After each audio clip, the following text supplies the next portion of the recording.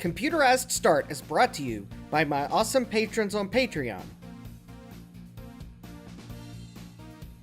and by your tips and memberships on Ko-fi. These and other channel supporters make my live streams possible. You too can become a channel supporter with tiers starting at just $1. And as always, thank you for all your support, including sharing, chatting, liking, and subscribing. Now roll that famous logo animation!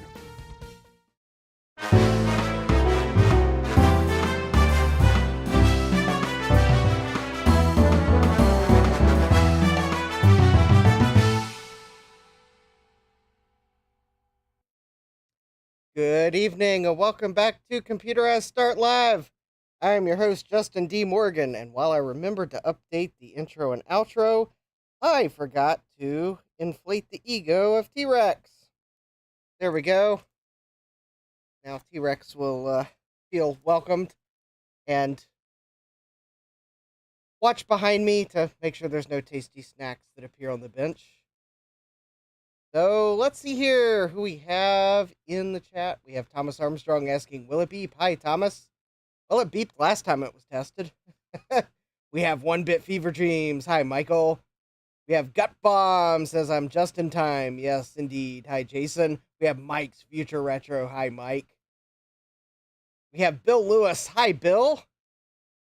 And let's see here. Up and looky there. We got T-Rex. T-Rex's ego is now inflated again. All right, don't forget, I've got a new Ko-fi goal. The link is in the description.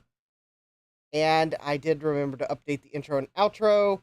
I made sure to put everyone's name there that should have been there, because I was a wee bit tardy in updating it. So I do have notes of when I remember to add you to the credits, and you will get your month in the credits. I always do that when I am late, and then this time I was way later than I thought. But anyways, Mike says, I get to watch from home rather than driving at 70 miles per hour and listening. Awesome. All right, let's see here.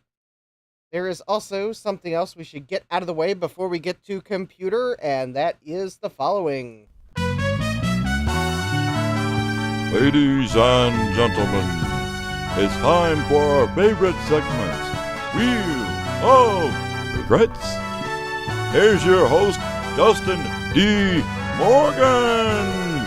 Hey, who comes up with these titles anyway?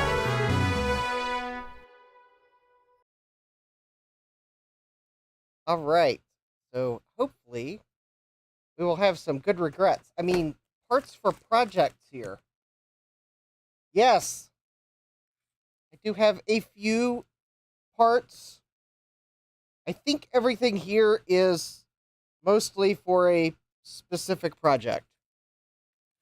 And I don't know what order these are going to be opened in, but the first one we have is a potential eBay regret from an eBay seller in Massachusetts. So hi to all my eBay sellers and viewers in Massachusetts. So this comes to us in a bubble envelope. Thomas Armstrong is guessing Trident cards. That is a distinct possibility. Gutbomb says, don't blame me if it's garbage. Well, Jason, unless you've recently changed your name to Dennis, I don't think this one's from you.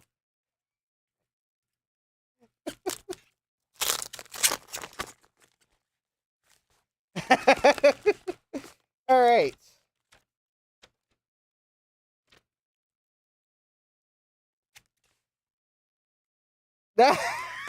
Capop says, oh no, it might actually be me. No, it's not from Boston. So I think your secret identity's safe. Oh, and look at this. They did not reuse priority mail packaging or use brand new priority packaging mail to protect it. Now, of course, this might have come from some swap meet up in that area. But we have in here a 64K 80-column card for an Apple IIe. because I bought an Apple IIe from Tom Barber, and it didn't have the 64K 80 column card in it. So I got this fancy era-appropriate 64K card with NEC RAM. So we'll have to test this at some point. I'll set that over to the side. So there we go. So now, I think I have the requirements for because I have the disc controller card on hand. I needed a 64K card. Now all I need to do is repair the keyboard. Ian says, greetings. Oh no, the regret's already started. Yeah, that could be a potential regret. So the next item comes to us from an eBay seller in Missouri. So hi to all my eBay sellers and viewers in Missouri. I do not believe this came from Ron. Or anyone thinks that Ron has an eBay store. I know he's in Missouri. I do not believe this is from... I don't think he started an eBay store. And I think I've ordered from this place before. Capop says, Ron also changed his name to Dennis recently. Alright, so in this box we have a slightly ominous looking gray bubble wrap blob. Let me see if I can get the tape loose. I think I know what this one is. And if it's what I think it is,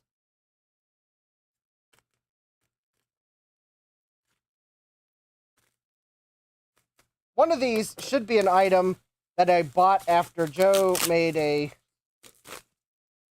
filled the tip jar, and his comment was, buy some junk to repair. Ah, yes, I believe this is the item that I bought following Joe's comment, literally. We have a 3DFX video card. Oh no, this is not a Trident card. It might work like a Trident card right now, but this is not a Trident card. This is a 3DFX card. And yeah. Look at that tasty, tasty corrosion. Something's happened to this card. The card edge is a bit corroded. Yeah, so I believe if I remember the description correctly on this card, the eBay seller said that it worked until it stopped working. Or something to that effect. But I saw the card edge and how corroded it was, and I kind of thought that this might not be the case of a card. I mean, it could have a soldering issue. But I was also kind of wondering if this was just a card that needed some TLC on the connectors. Possibly a recap. Let me see what... I'm trying to pull up their description. eBay seems to make it harder and harder to go look at the original description. Alright, so the seller's description was, this card looks rough, but it had been working just a month ago. Somehow, upon retesting, it no longer seems to be functioning, but since these cards aren't getting any easier to find, it's possible it could still be useful repairing or fixing another one somehow. We're offering it up for parts only anyways. So this card was $55, which I thought was worth a repair challenge. So anyways, the card edge does look interesting.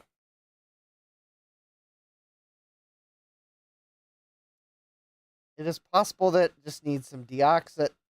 It is possible that maybe this voltage regulator needs replaced. It looks like both the voltage regulators have been well used.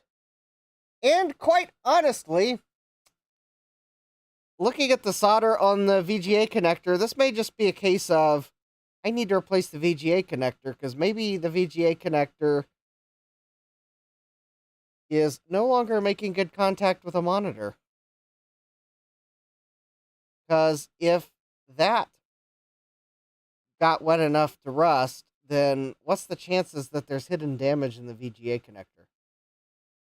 Yeah, it could be some thermal damage around the voltage regulator. So I'm hoping that, given what I'm seeing about this card, that the chipset itself is fine, and that the problem is going to be relegated to the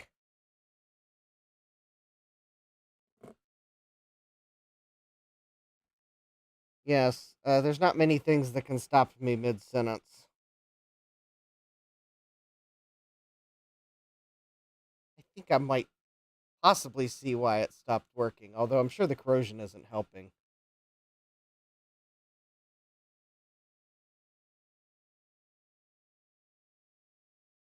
Oh, that's not what I was trying to zoom into.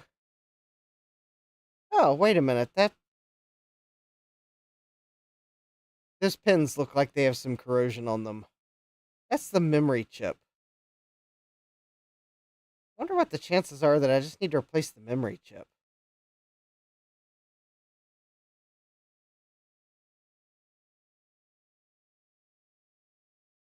Ian says, take the heatsink off and check for corrosion on the pins. Well, I thought these were BGA. Oh, no. There's no use me removing the heatsink, because if there's corrosion on the leads, the chip leads, well, that looks like there's something under there, so I'll probably flush it out. I cannot do BGA rework. Oh, just change the lighting temperature. So anyways, yeah, that might be, I might have just diagnosed something differently, but maybe I just need to ultrasonically clean it and try again. Anyways, this will be a repair project. My hopes of success have been lowered a little bit, but anyways, let's go to the next item. It is from an eBay seller in Texas, so hi to all my eBay sellers and viewers in Texas. This item is actually shipped in eBay packaging.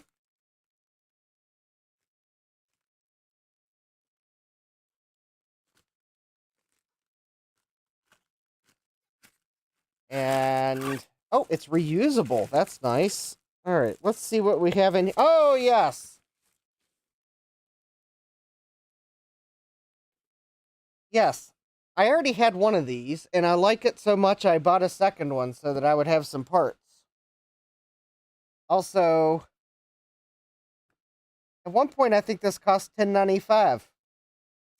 I paid a bit more than that. Oh, actually, this one's sealed.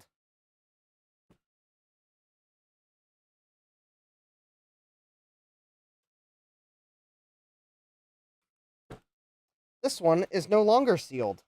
Yes, this is an actual IBM part.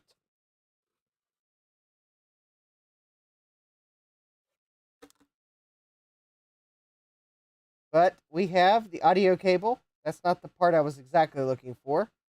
Driver disc, already had one of those. Some documentation, not what I was really wanting. And, uh-oh. Well, don't tell me that this... Oh, there it is.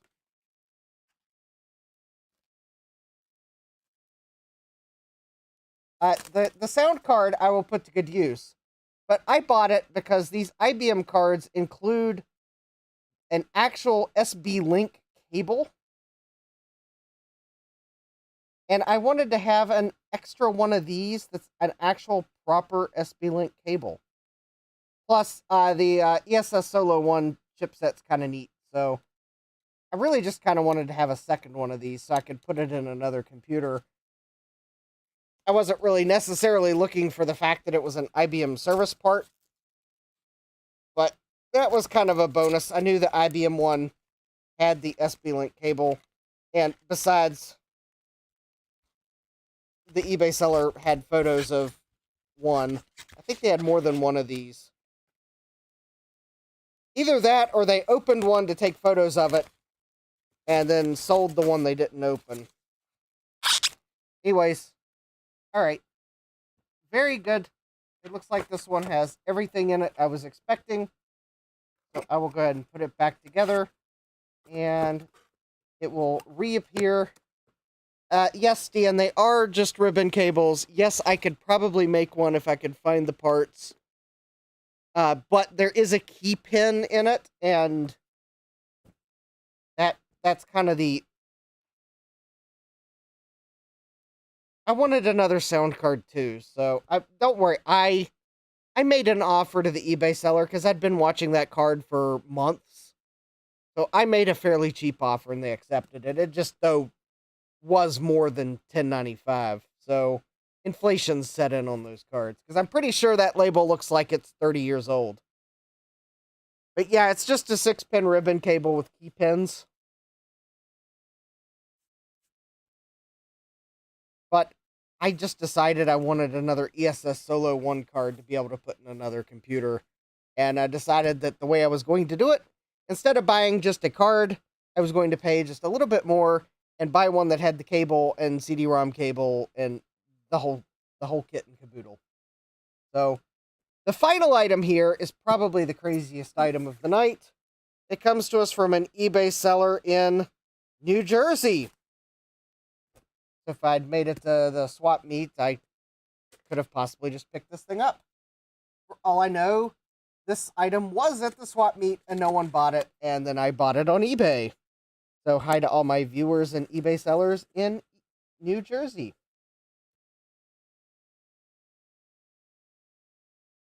And I guess the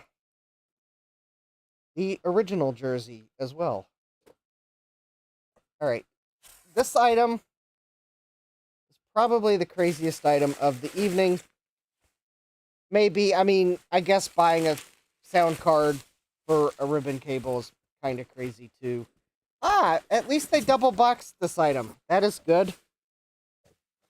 I'll let you try to take a guess at what this might be. Note that it was double boxed, and that was a good thing. Pump says if that's a VIC 20.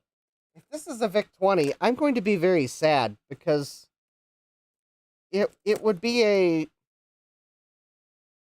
horizontally compressed VIC 20. Here's a computer keyboard for size comparison because I don't have a tape measure handy. So there you go. That's computer's keyboard. As you can see, Stian says a CRT. It would be a very vertically and horizontally compressed CRT TV. Thomas says Cadbury chocolates. Now you're going to make me want to go to the grocery store. Ooh. Let's get that out of frame. Yep. All right.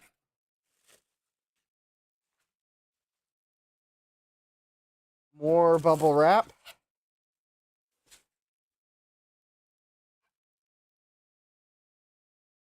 Now, as much as I would like to test this tonight, there is something I've learned about it. Oh, Stian says, I didn't say TV. Could be one of the tiny ones. All right, you are right. You just said CRT. You did not say CRT TV.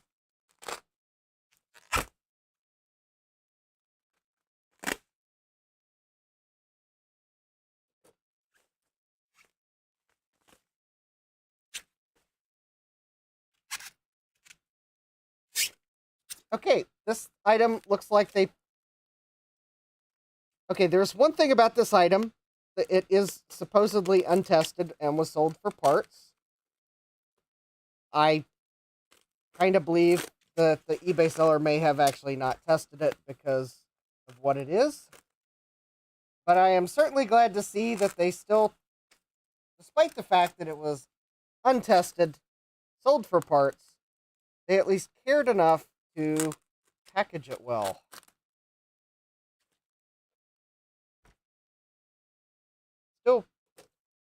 Still open for guesses up until I reveal what the item is.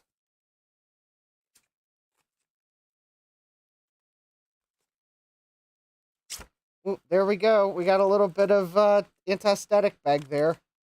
Maybe I should put a Hey, let me see. Do I have a DVD handy? You know, I should have a DVD handy. I should put a DVD in frame for reference, but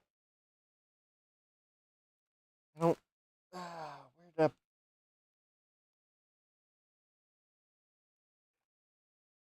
Yeah. I don't see any DVDs. Hard CAD. Whoop, there we go. There we go. Surprise is spoiled. We have, because I am very crazy, and we have Spinning Rust. Yes. I should always have a DVD ready. I know. I have DVDs upstairs. There we go. We have a Seagate ST238R. Now, the R has nothing to do with the MPAA rating system. The R indicates this is an RLL drive, or at least I'm fairly sure that's what that R means. So I believe this is I want to say it's a 30 megabyte RLL drive. Because I think the Seagate 238 is a 20 megabyte MFM drive. So, anyways, it looks like it's in good shape. I certainly hope it's been parked. At least I get a free set of AT drive rails. Oh, I think Thomas says it's 27 megabytes. Okay. I knew it was close to 30 megabytes. But anyways, it's got the faceplate, the Seagate logo on it, and oh, it looks like it is missing the terminating resistors, so that could be an issue. I'll have to figure out what that needs to be, but I guess it's probably just a resistor pack of some value. I'll have to figure out what that's supposed to be, because I'll probably have to put the terminating resistors on the drive before I'll be able to use it. Also, I haven't found an RLL controller card that meets my price criteria yet. So, anyways, there we go. Now, the one thing I figured out about these drives, Thomas says I need the faceplate for those drives that have the IBM logo. Yeah, I was hoping I'd find one with an IBM logo, but I settled for Seagate logo. So, I'm not going to power this drive up to see if it spins up, because I actually figured out by looking on the internet that the 238 does not auto park. And I figured that out after not parking my mega file. Luckily, I was very gentle with it. But actually, the hard drive in my mega file doesn't auto park either. I think it's an ST230. Actually, I think it's an ST238R. I guess the same one as this. There was another drive that auto parks, but I actually am trying to find the disk image of the utility disk that would have shipped with the mega file, so that I can have the park utility. Honestly, Atari should have probably put that built into ROM, but whatever. So, in order to use your mega file and to be able to park it correctly when you're done with it, you still have to have a floppy disk. Because you can't put the park utility on the hard drive. You have to run it from a floppy disk.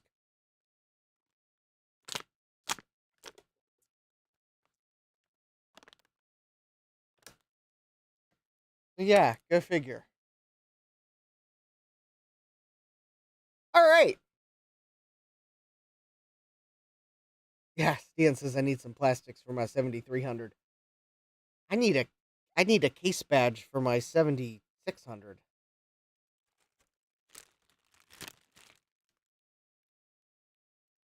All right, let me go set this, or let me find a place to put this hard drive where I'm not going to knock it over, because The one thing I don't know is if the seller parked it.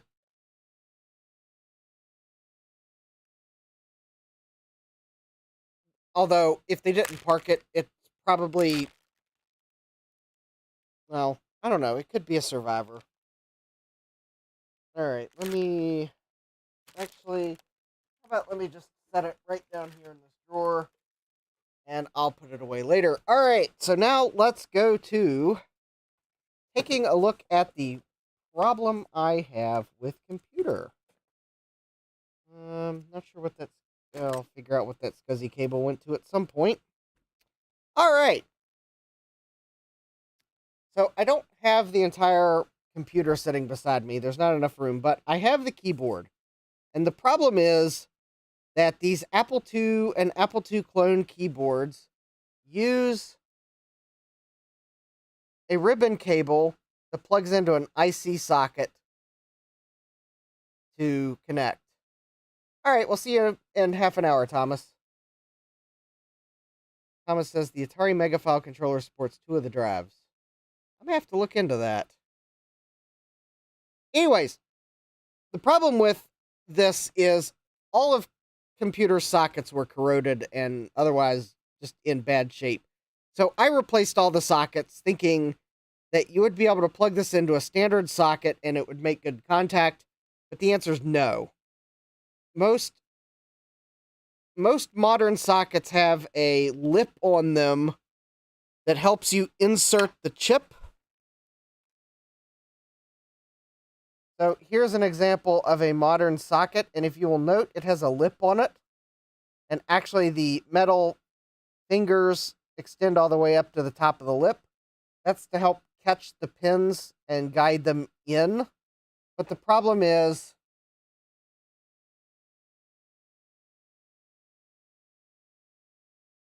while it looks like these cables make good contact in these sockets, the fact is that lip prevents you from plugging the cable in all the way. So you can see it's not plugged in all the way. I should be able to push it in. And unfortunately, I found that it doesn't make consistent contact in one of these modern sockets. So I've been, okay, now somewhere in the basement, I found some machined sockets that I was able to get this cable to insert into. And while it didn't push in all the way, it seemed to hold them pretty tightly. Unfortunately, those sockets were not 16-pin sockets. So I tried to order some 16-pin machined sockets from Mauser, and while they didn't have a lip, they were all low-profile sockets, and the pins hardly went in. So there was a lot of pins sticking out, and I wasn't sure that was going to stay connected. So I found some vintage sockets on eBay, and I believe these were in a Wheel of Regrets, possibly last week, maybe the week before. But unfortunately, we still have the same problem that these are also low-profile machined sockets. They just happen to be green because I believe they're vintage. And the keyboard cable just does not plug in very far. So I'm not sure that that's going to stay connected if you would set the machine down roughly. So unfortunately, these sockets are also out for consideration. So this leads to tonight's stream. I am going to attempt to find something in my basement that the pins of an IC cable can plug into and hold a good grip on that cable so that the computer does not beep incessantly and generate phantom characters, because that's the problem when the cable doesn't plug in tightly, is you get phantom characters and beeping. And my best theory is that it's because the cable's not plugging in tightly. Now, my first thought was to actually go grab a scrap board that has some dip sockets on it and start with that. So let me go grab that board. I think it's just out of reach. So I'm going to walk around my bench and I'll grab that scrap board. And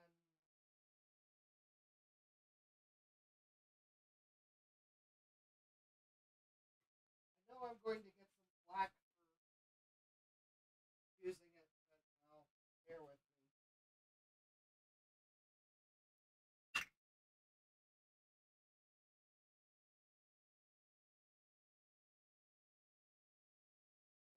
Oh, hold please while I kind of apparently I set the board somewhere.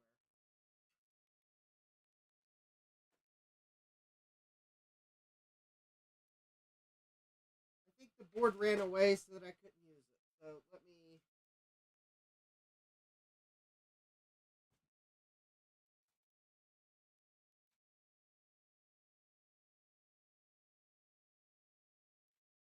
No, it's probably just underneath a couple boards.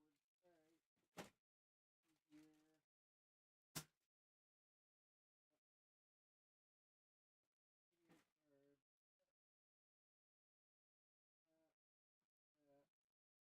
Oh.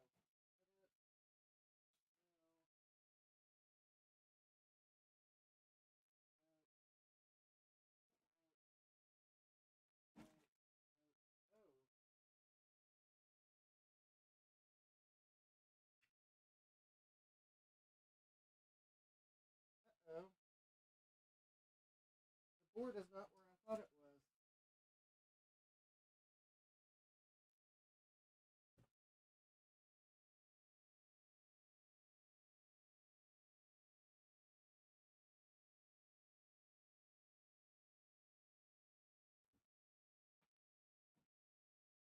All right, hold please while I find where the board went in my bubble wrap avalanche.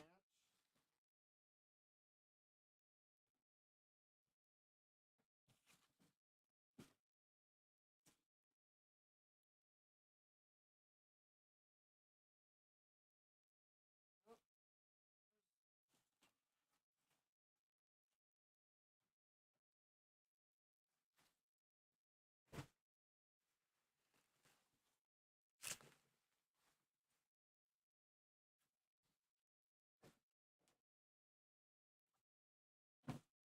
I need to get a couple of big boxes to put this bubble wrap in. I was trying to put it in boxes so I could keep it for reuse, a bit organized, and well,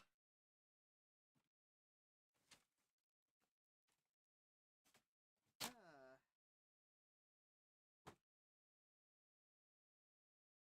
right. Okay, apparently. Oh, did I set the board I'm looking for beside computer? That might be what I did. Hold please.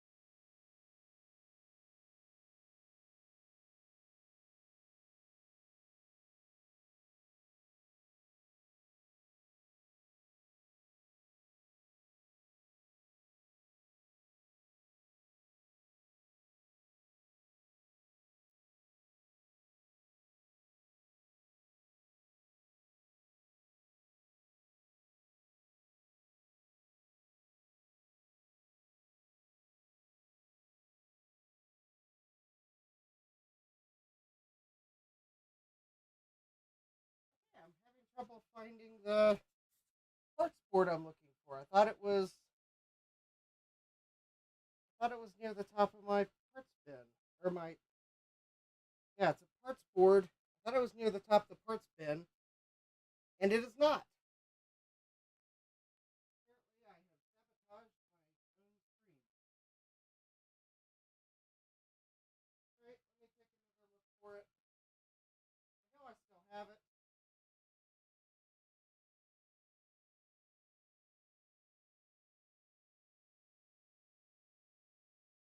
Maybe I moved it.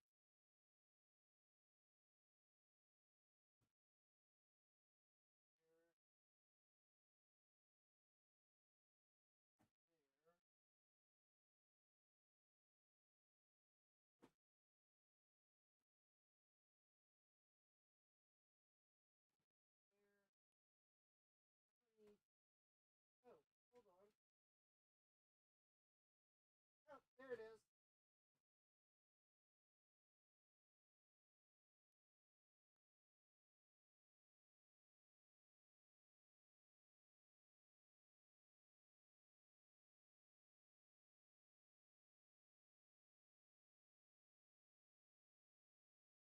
It was underneath a music computer.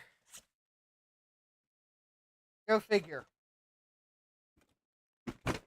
So this is my Apple II Plus motherboard that I repaired by the magic of an eBay potential regret, because this board has 3 expansion slots that are the connectors are mangled. They don't all 3 look mangled from this angle, but believe me, they're mangled. They're shorting voltage rails to data and address lines. So I started the process of trying to repair this board, and, well, the first slot I tried to remove turned into ripped pad city, so I stopped and decided that this board would just be a parts board.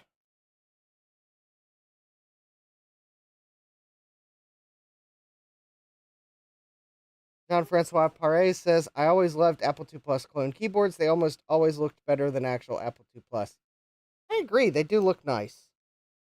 And hi, Jean-Francois. Gutbomb says, it's not the motion in the ocean, but the angle of the mangle. Yes. So, this is a parts board. You can see that I have, actually, I don't think I had RAM for it. But, and there's some chips missing because they were bad. Ah, hi, Retro Tech or Die, welcome. But anyways, what I am going to do, because this board is defenseless and can't stop me from doing it, is I am going to take the special sockets off this board. There are at least 2 of them. So here's the keyboard socket. I'm going to take it. I'm going to take this socket here, which Apple installed one that's for an IC cable here, because that's where the language card ribbon cable would connect to. And then I am going to take the gamepad socket, because that's the third one where you have to plug in a cable with pins. And I am going to start with that. So let me see here. It's this one I want. And this one. Although I noticed this one's got a lip on it. So, hi Joe, welcome. Joe's asking, is it fixed yet? No, we're about to take a part off a parts board.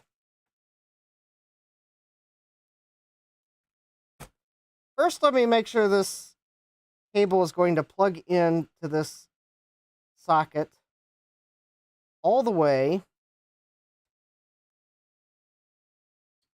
Yes. Oh, look at that. That plugged in all the way. It says you can't park there. Yeah. So I'm going to take that socket. And I'm looking to see if there's any more that don't have a lip. Because this one for the keyboard that was on here has a lip. I really wish I could find some of these sockets.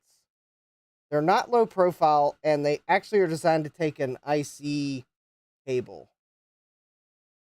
Anyways, let's start with that one, and we'll go from there. Joe says that's not where the keyboard goes. Yeah. Not where the keyboard goes, but it's the one I'm going to steal for the keyboard.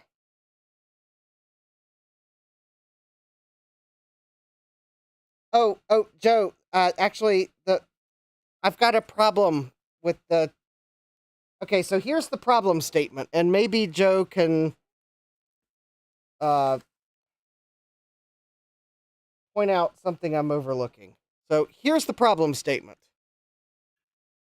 Last time I was working on computer, I had the problem where the keyboard would cause the computer to incessantly beep and generate phantom characters.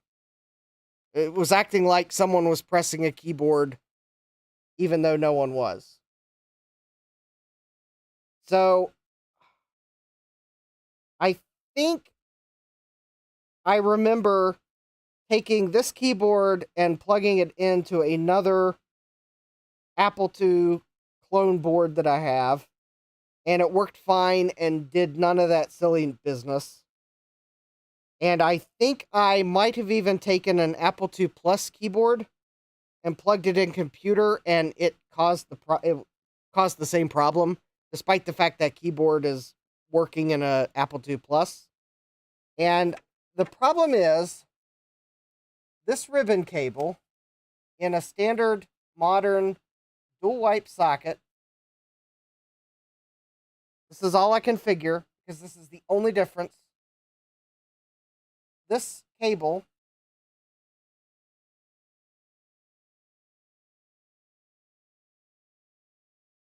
does not plug in all the way.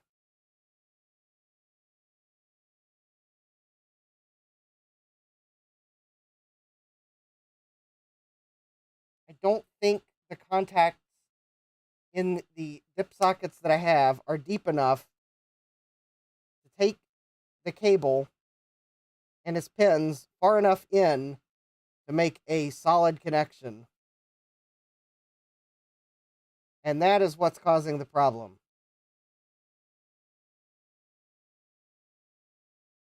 Just as it's plugged in just fine, you can tone out the pins between the socket to the other end of the keyboard and find it's fine.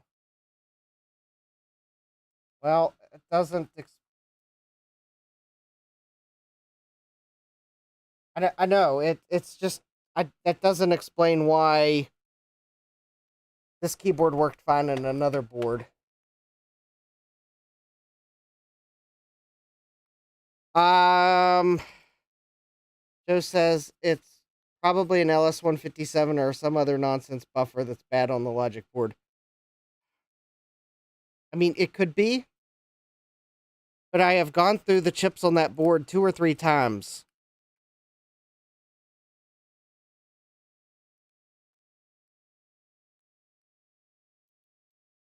Maybe I got to go through them again. Maybe we can go through the troubleshooting, but it's the...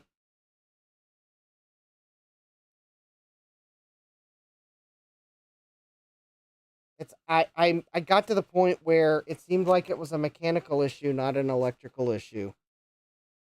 If that makes sense. All right, so if I start toning out these pins from this socket that I think is representative of the ones I used to change the sockets, and I really wish I could find my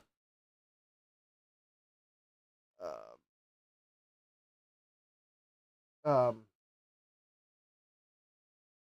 clip lead. I have any of those.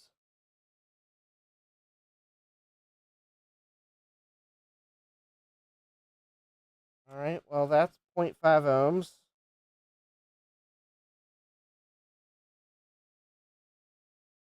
0.2 ohms.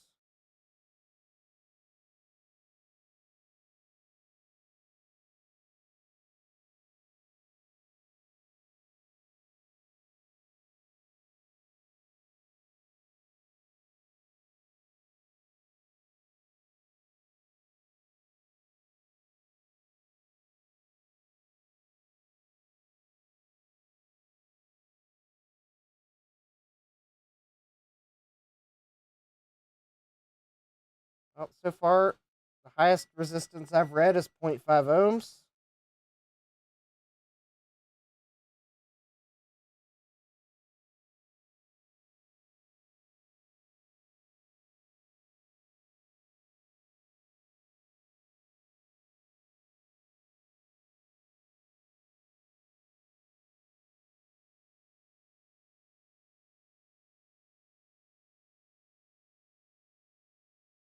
That one's 0.5. That one's 0.2. Gupom says Adrian had a similar issue when he worked on a very similar clone, and his was fixed by changing the socket.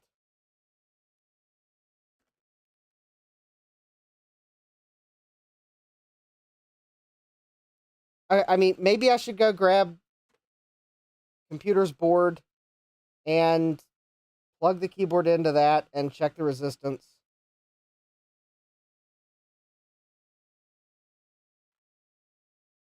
All right, I'll check it on that board.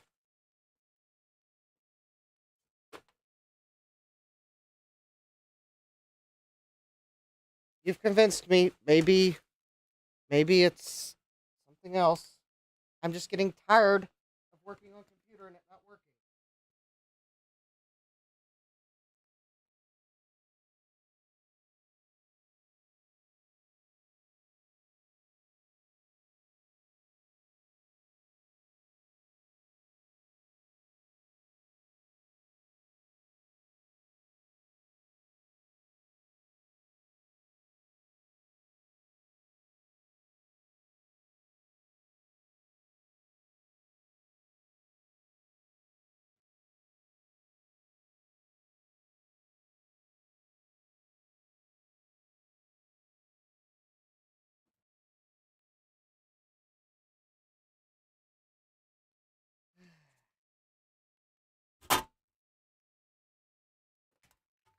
Joe says,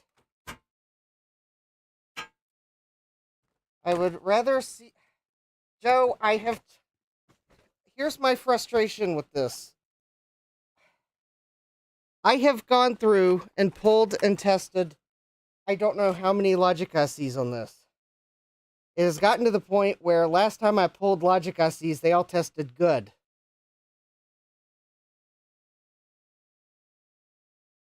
Yet, I had a problem with the keyboard, and I thought the problem was that the keyboard was not plugging in far enough. So I thought this was a mechanical fit issue with the socket, because modern sockets are different than the ones that the clone manufacturer used back in the day. Now, I mean, I could be totally wrong.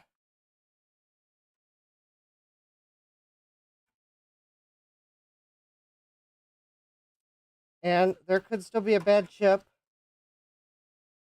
And maybe I need to pull out the retro chip tester probe because maybe maybe one of these is bad in a way that the T48 still thinks it's good, and maybe another chip tester will find a problem. But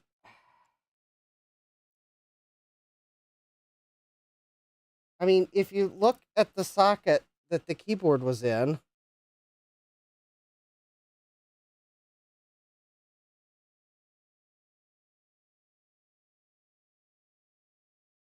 it looks like I tried to trim the lip off. I know. I'm not trying to be grumpy, Joe. It's just this computer is I had to replace all the sockets in it because the sockets were corroded.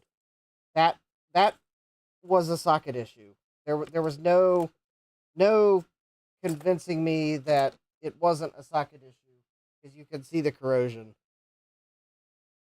Yeah, I think this computer is what's making me grumpy because it's not. It's this is if you'd like to go. No, I should probably listen to experience and at least humor the suggestion that of a continuity test. I should at least do that because I didn't do a continuity test when I thought it was the socket. All right, it plugged in.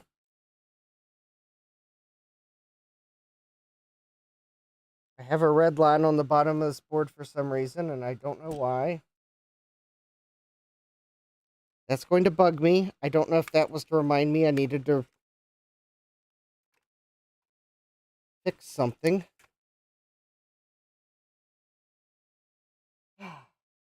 Now let's do a continuity check. Because if it's making good continuity, then maybe there's another problem.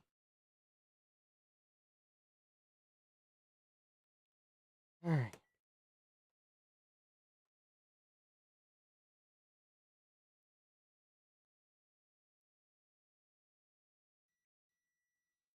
Point 0.2 ohms. I would put the multimeter in view, but then it makes it hard for me to work. 0.1 ohms. 0.2 ohms. 0.1 ohms.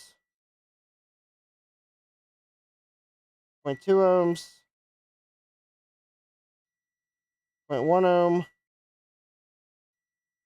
0.1 ohm. 0.2 ohms. 0.1 ohm. 12 ohm. 13 ohms. Wait, what in the world? 1 ohm. I want to check that pin there. That was weird. 1 ohm?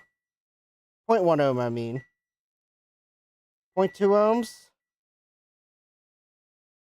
0.1 ohm? 0.1 ohm? 0.1 ohm? 0.2 ohms. Let's go back to that pin.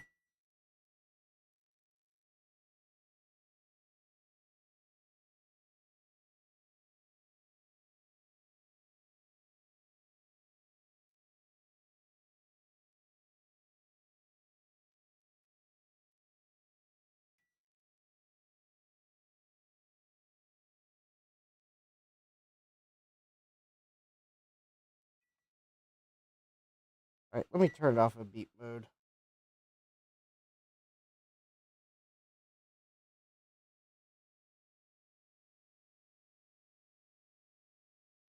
Yeah, that was a bit concerning that.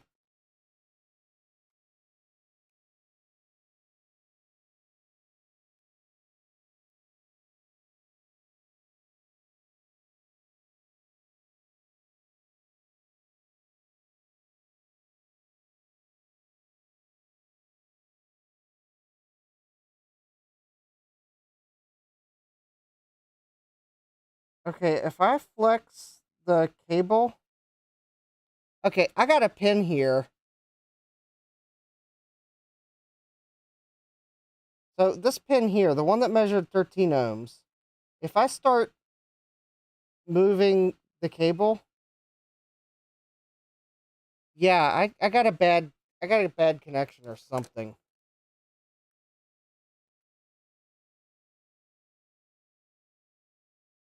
So this pin here, let me mark it. I remember. So this one here is something's up with that pin. I'm gonna take the ribbon cable and I'm going to see if I can measure the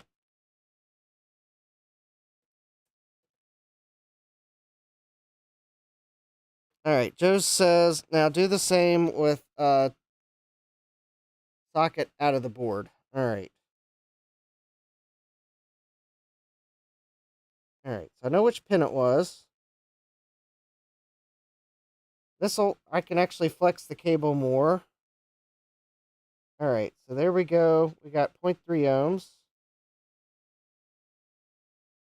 0.2, 0.3.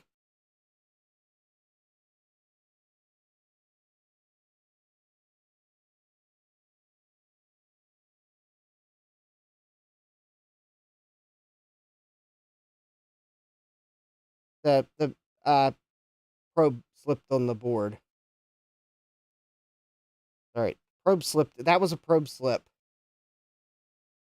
I am like moving this cable.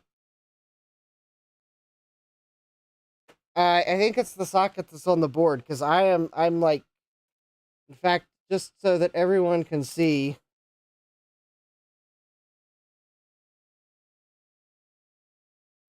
I can move the cable way better.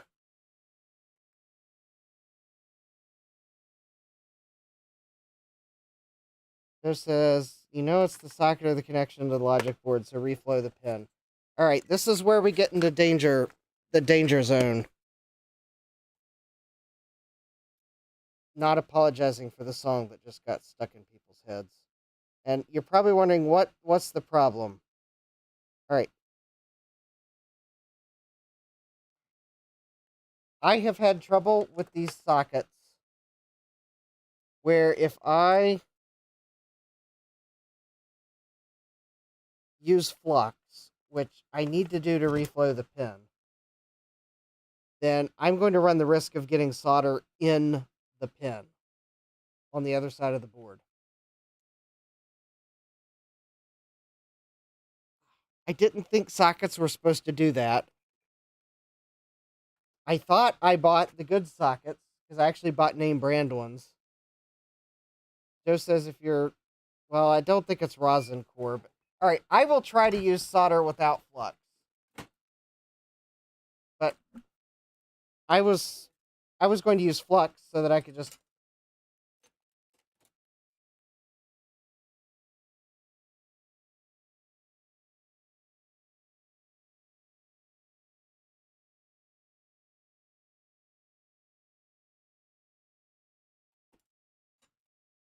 All right.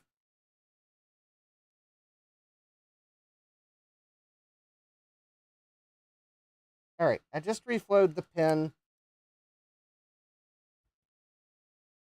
that has high resistance. I would be curious to know what pin. I think that's pin 10. I would be curious to know what pin 10 is on the keyboard.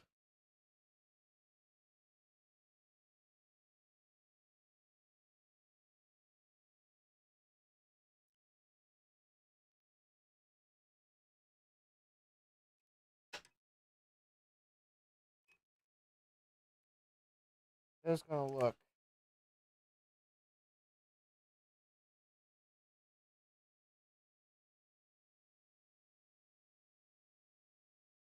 Thomas says Joe's a pin wizard. All right. So I just reflowed the socket. I'm going to flip the board back over so I can do a resistance check. I can't bend the keyboard cable as far as I can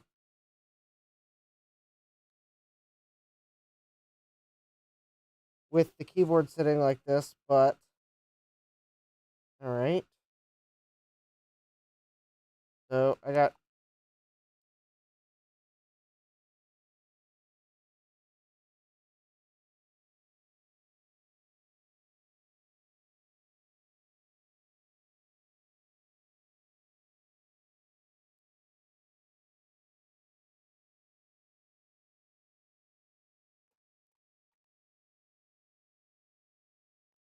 Well, maybe let's just send it.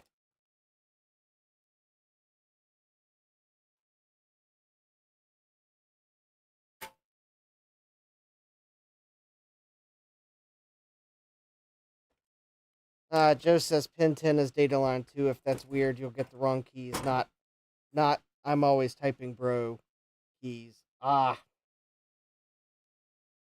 So this, well, it wasn't I'm always typing bro. It was like you'd get box characters on the screen.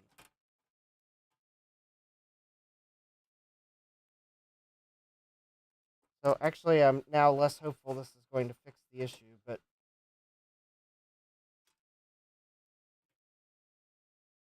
I'm also not going to discount the fact that there's possibly two problems, and maybe that was one of them.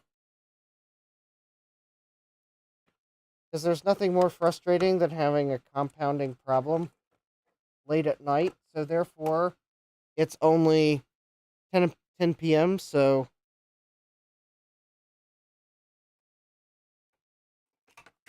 not as late. Not that I can say I've caught up on my sleep from the beginning of the week. Fun fact, when you have to drink a caffeinated soda late at night so that you don't fall asleep while driving, you won't fall asleep when you try to go to bed right away either. Joe says, but if you were just getting wrong characters, pin 10 would definitely do that. All right, let's see what it does with that refload, and we'll go from there.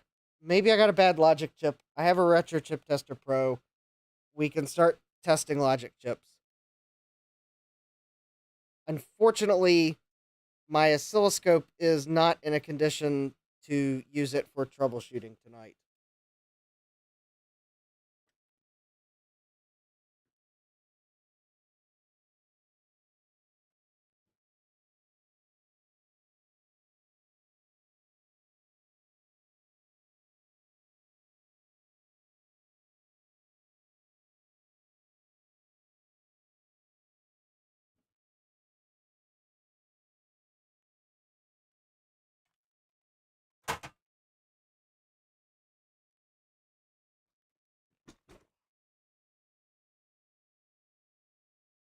It's mid upgrade, and I gotta find a part for it that's kind of hard to find.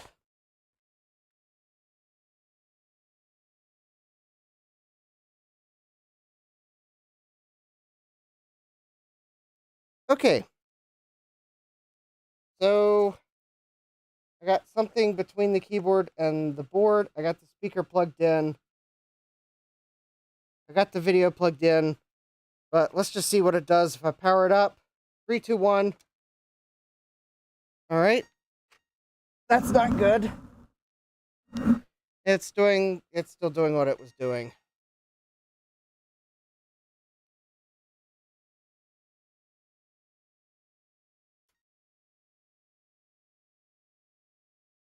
All right, so let me.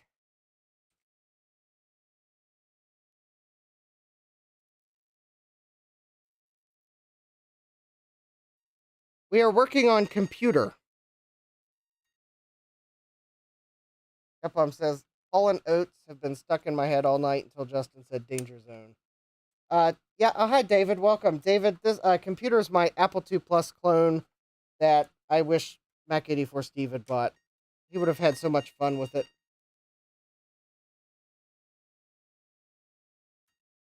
Okay, so we're still seeing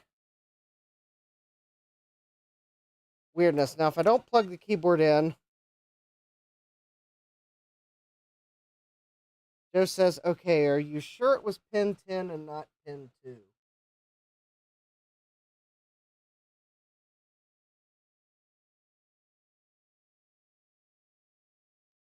I'm pretty sure it was pin 10, but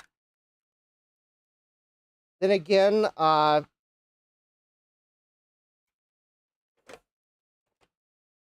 trying to count pins from the underside of the board and is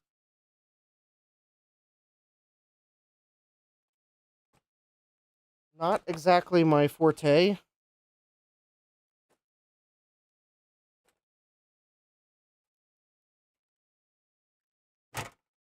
I am going to have to pull the board off to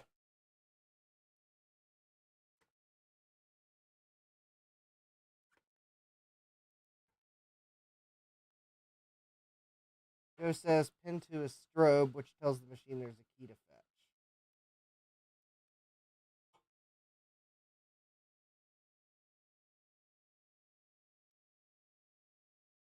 Oh, I just found a chip that was not pushed down in the socket all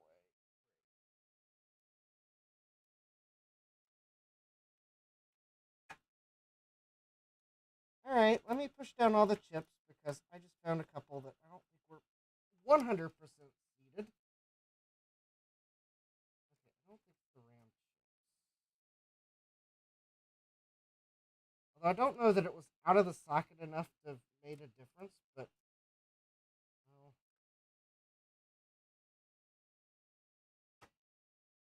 oh wow, that one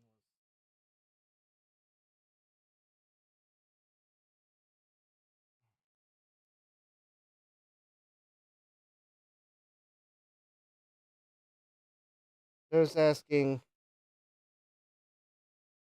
Oh yeah, Joe's asking, am I the only one that gets agitated watching Justin work on a stainless steel bench?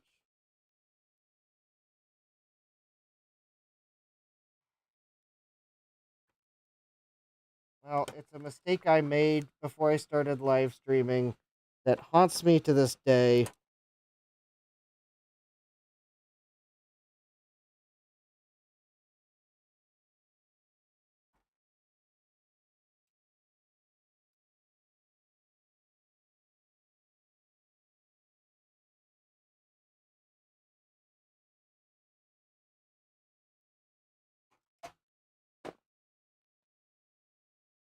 Joe says, that said, a steel bench is great for draining static. Yeah, it's why I always work on an anti-static mat. All right. So Joe's asking if it was pin 2. And no, it was pin 10 because here's the alignment notch on the chip. So pin 1 is going to be the row that is furthest from the ROM. So there's pin 1. So if I flip the board over, there's pin 1. So that's going to be pins 1 through 8. So then pin 9, pin 10. So it was pin 10 is the one I reflowed.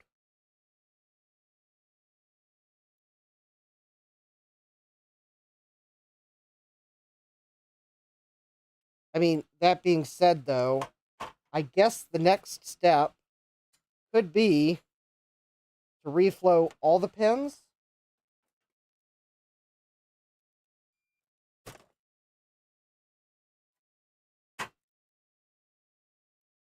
Just to make sure.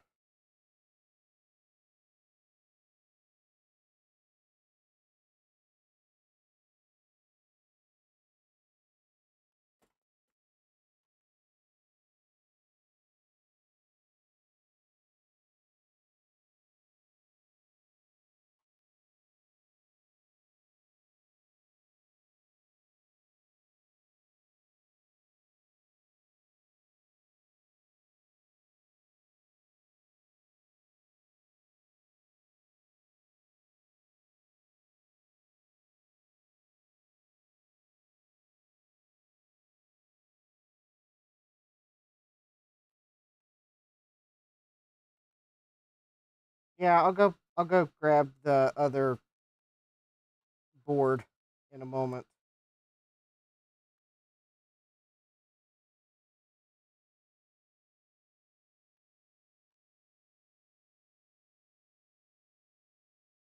All right, now I'm getting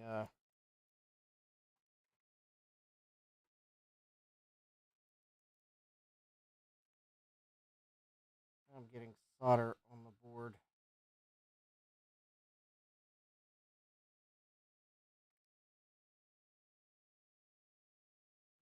Not reflowing well. Yeah, I've got another Apple II clone board. I'll go grab it and we'll double check that the keyboard still works.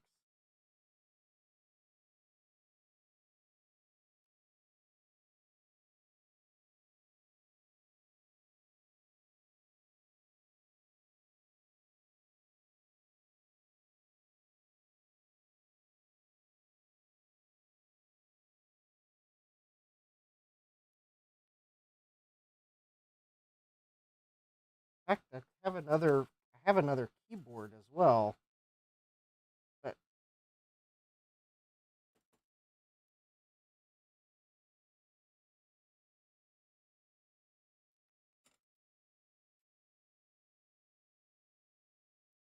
I'm gonna have to probably put some flux on the board and clean that up because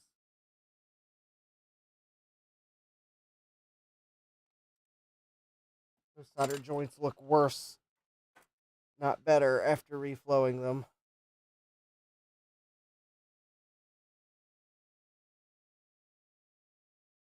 All right.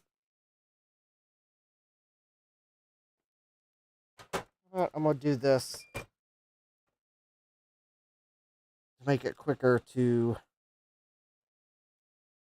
All right. I don't think I need to plug the display in. We're either going to get beeps or not. And if we get beeps, I'll go grab the other board so I can test the keyboard.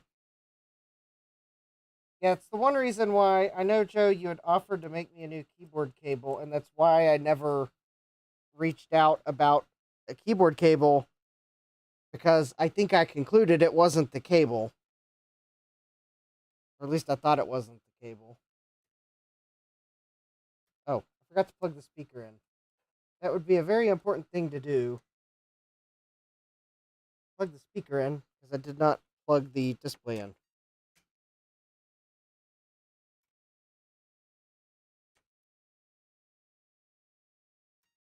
Alright, so reflowing the keyboard did not fix it. Alright, let me go grab my other clone logic board that's not in a machine.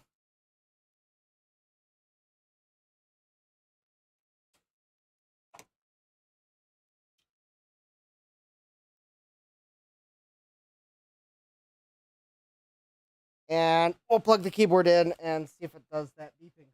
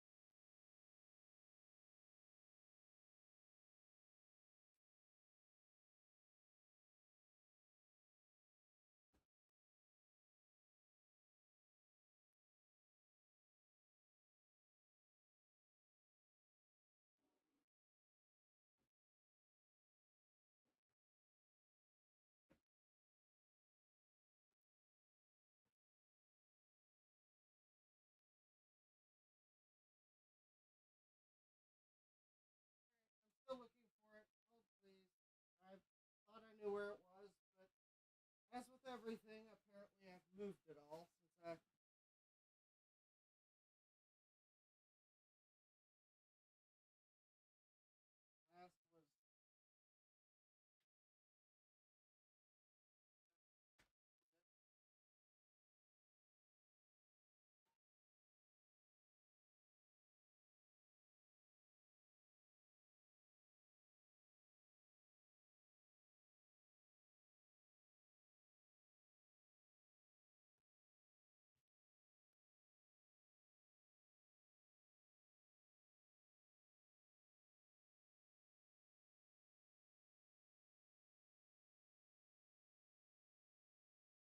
All right, still looking. I thought I had it with computer, then I thought I put it in my motherboard box.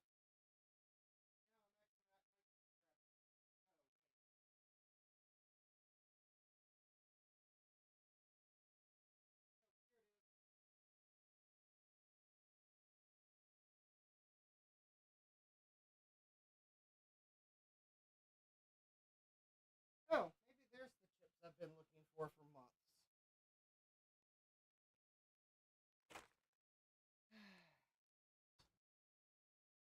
Okay,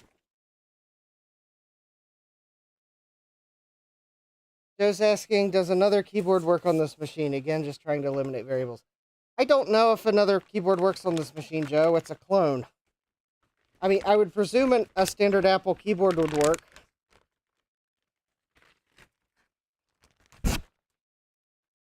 Do I really want to go all the way upstairs to grab the Apple keyboard that is not installed in a machine? Not really, but I'll do it for the...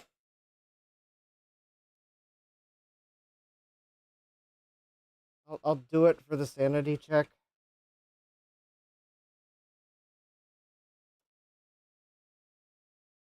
All right. So this is a clone computer I got on eBay, or a clone motherboard I bought on eBay.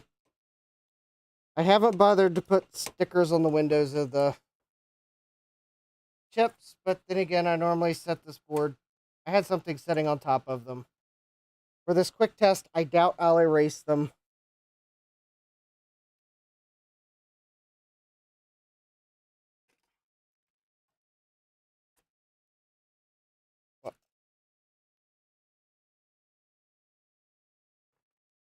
Um, I have used this keyboard on this clone motherboard before, and I don't think I had any trouble with it. I have not tried using an Apple II Plus keyboard on computer, because that doesn't really help me at all. And as you can see, because of the magic of burning a copy of computer's ROMs,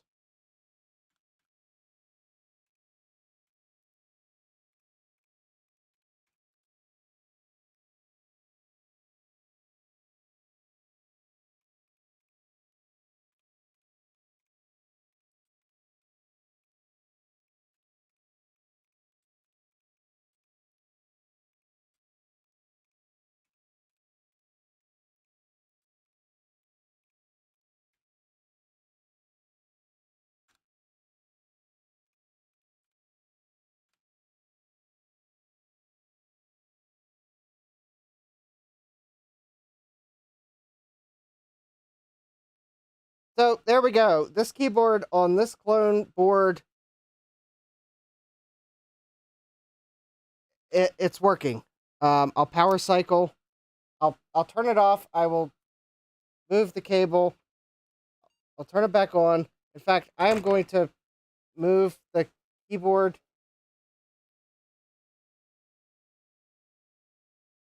Just says, cool, replace the socket on computer like you were going to do before I showed up. All right.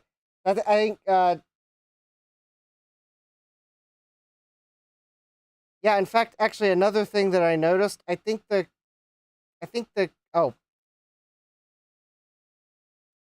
the light actually lit up on this board here. I don't remember that LED lighting up on computer, which might be another sign that there's something wrong with the socket.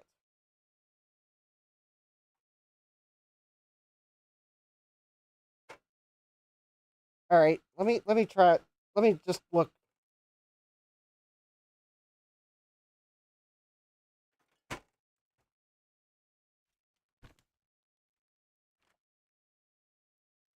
I wish these clone keyboards were a bit easier to find because I would kind of like to put this clone motherboard in a case.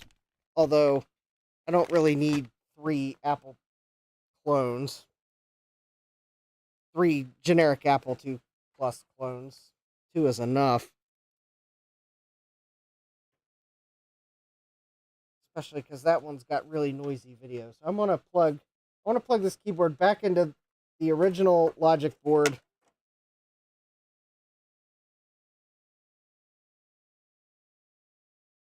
And maybe the LED did light up and I just didn't notice. All right.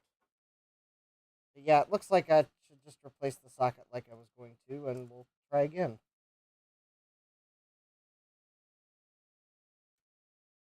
Oh, I guess it did light up.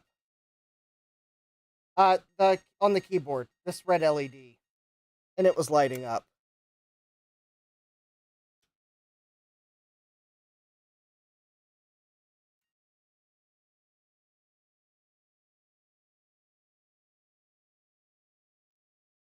Yeah, unless there's a bad logic chip in the keyboard circuit, which I guess before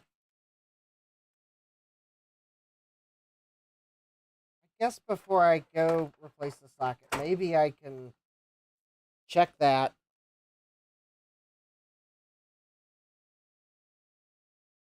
It says I should just clone one of those clones, rebuild it with surface mount chips, and start selling repo Apple II machines.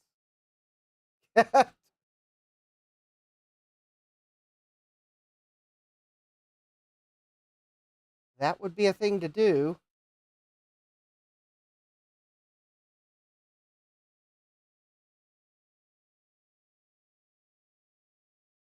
That would actually be pretty cool.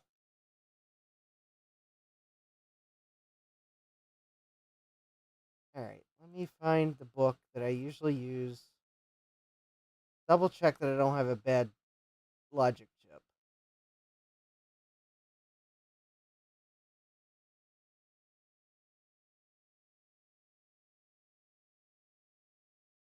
Although I'm kind of thinking I might have socket might be mangled.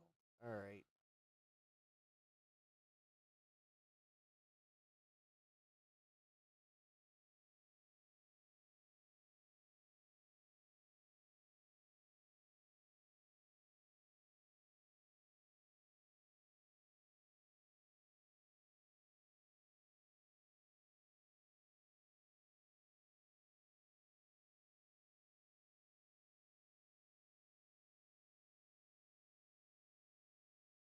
There we go. There it is.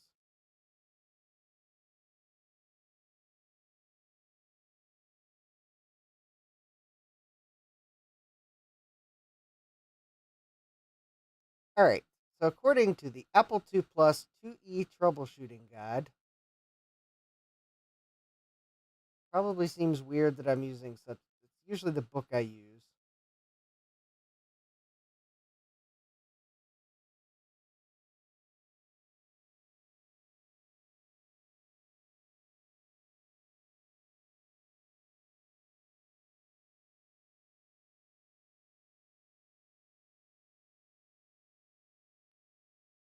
Bad key action prints wrong characters.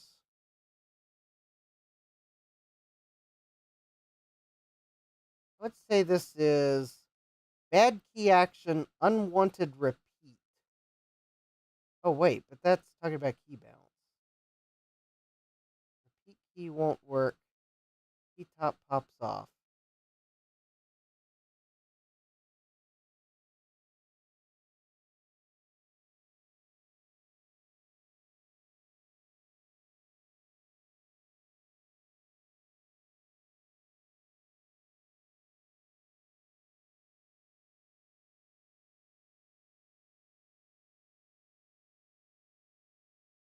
I wonder if this could be the 74LS174.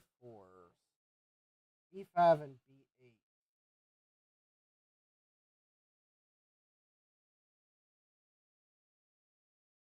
have been replaced.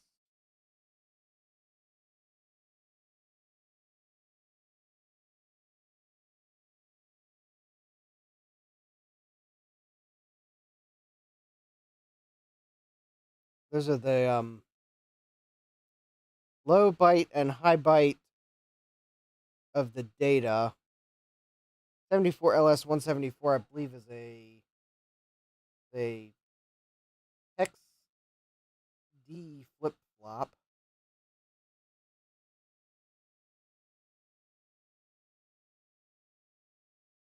Thomas says, "Is my memory bad? If I went out to the car twice to get something and forgot to get it." Um, well, that is one possibility. Another possibility is you went outside to the car, ran into a neighbor, started talking with the neighbor, and then in that case, I would not call that bad memory. I would call that a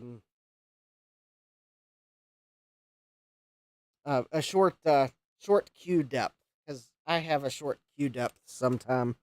Oh, look, squirrels.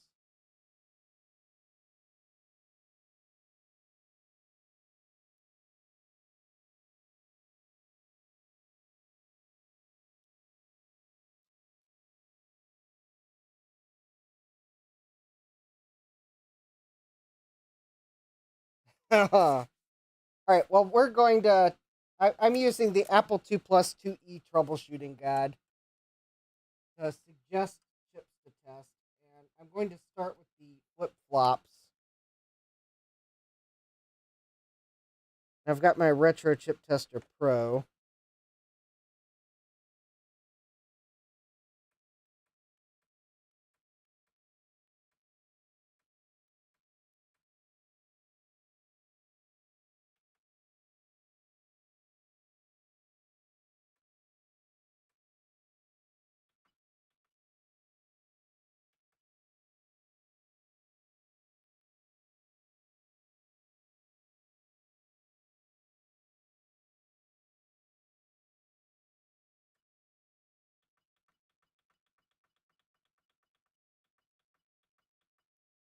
So 74 LS174. All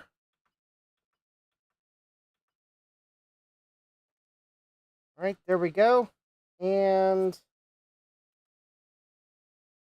that chip is okay.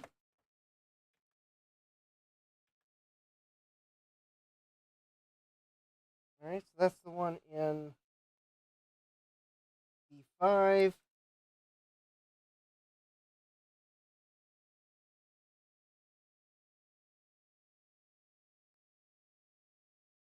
And B8.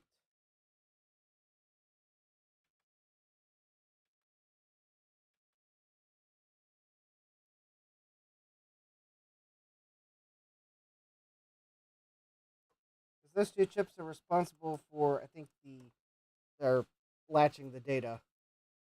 Ah, yeah. Those strobe goes into B10, LS74, a flip flop. All right, let's test the that. Let's test that 74. 74 LS74. All right. Just I just confirmed I have the correct chip in there.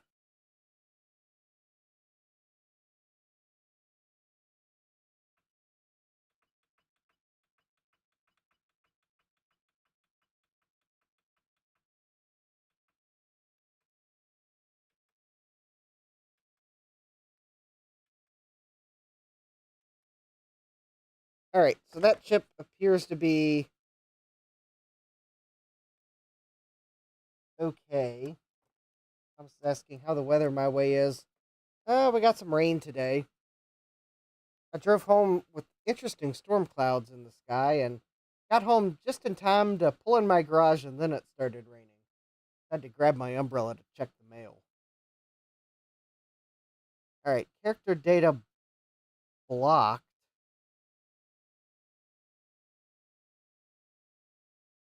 Let's test the 74166 at A3.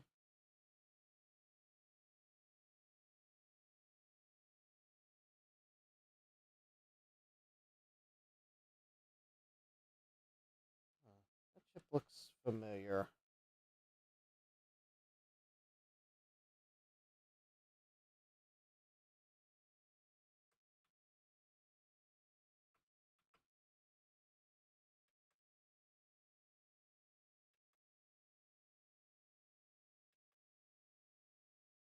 All right. So that chip is fine. And then there are two 74 257s. One's at B6 and one's at B7.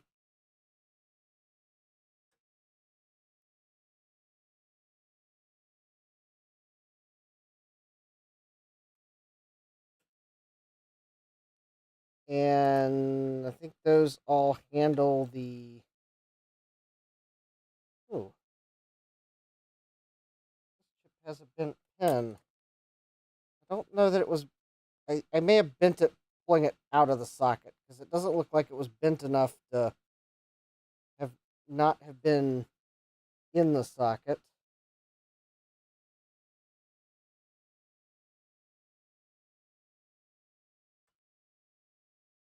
$74 $257. All right.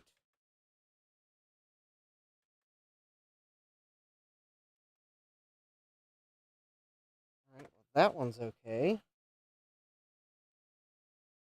I could do something wild and crazy, and even though that tested fine, I could swap these two while I'm at it. All right, this other one.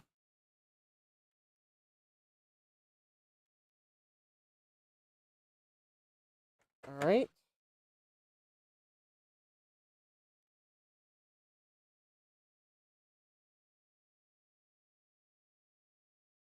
Okay. Well, that. Okay, so that's everything that the Apple II Plus 2E troubleshooting guide says to check if the bad key action prints wrong characters. I didn't really think any of those would be bad, but let me see if maybe reseating any of those fix the problem. Oh, all right. That was quick. No, that did not. Reseating those chips did not fix the problem either. All right.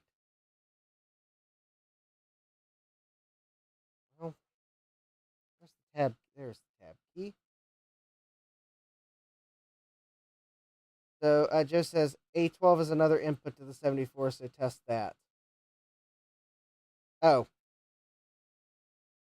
Joe wants me to trace down the strobe signal, and I was working down a flow chart for troubleshooting. All right, let me try the A12.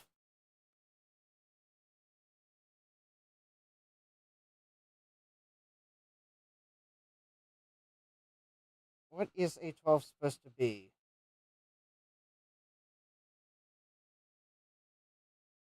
74 LS02? Is that supposed to be an O2? I'm also, as I do this, I'm confirming that I actually put the right chips in the socket. 74 LS02. Okay. Some of these chips are harder to read than others. Let me.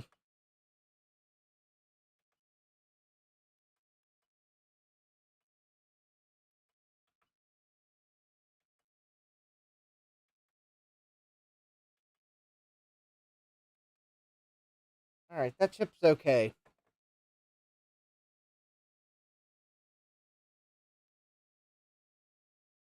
All right, and it is a 74 LSO2. And it looks like the pins are. All right, looks like everything's making contact.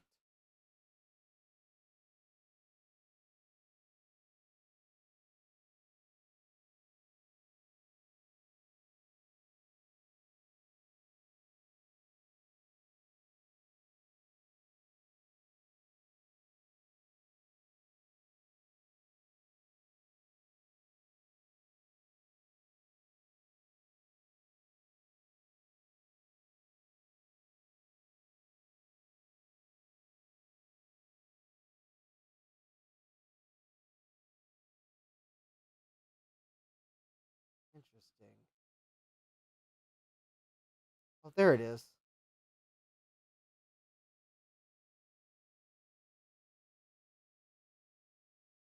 Joe wants me to test continuity between B10 pin 13 and A12 pin 1.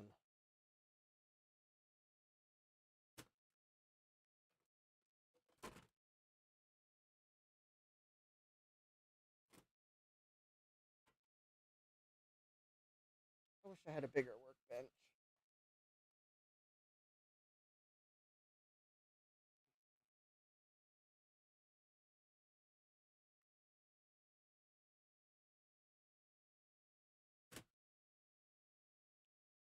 Okay, B10.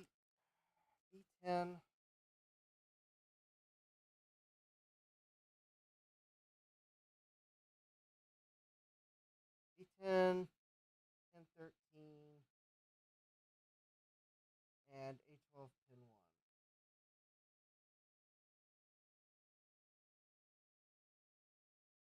1. Yeah, 0.1 ohms. I don't think it's a strobe issue. Or if it is, it's not that signal.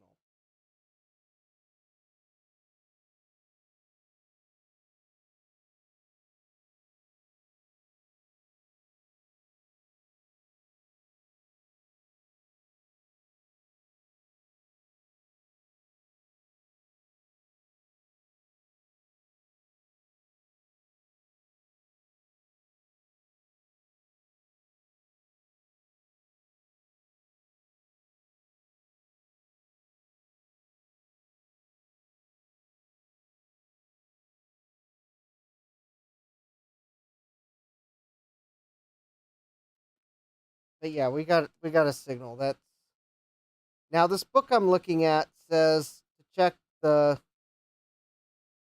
if you have key bounce is what they're calling the problem. 74 LS 74 B10, 74 LSO2 at A12, and the 74 LSO4 at C11. So while I wait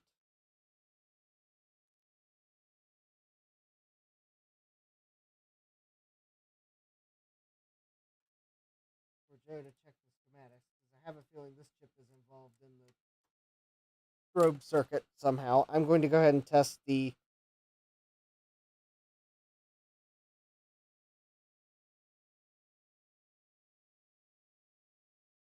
kind of weird 74 LSO2 chip.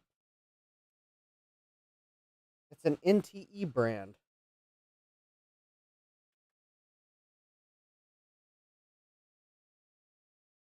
Wait a minute. Wait a minute. Wait a minute. Wait a minute. Oh, it's not an O2. It's an O4. Never mind.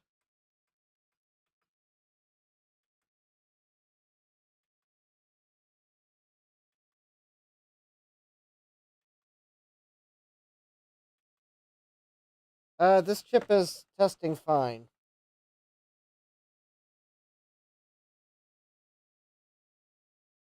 I mean, there is also another possibility, Joe, and it could just be the socket is.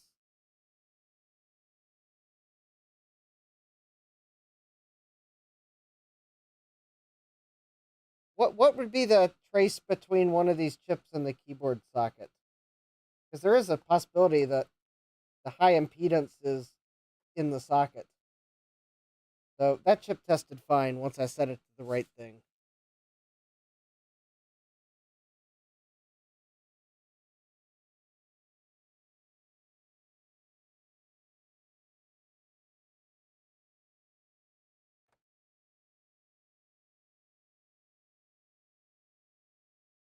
Or the other thing is, I guess there's one other possibility.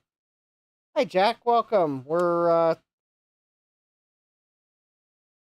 Joe's helping me trace some things because computer's misbehaving, and I guess before I replace the socket, Joe thought I should probably test the logic because he really thought it sounded like a logic problem, not a socket problem. All right, Joe says it'd be pin 2 on the socket, pin 11 on B10. All right, pin 2 on the socket.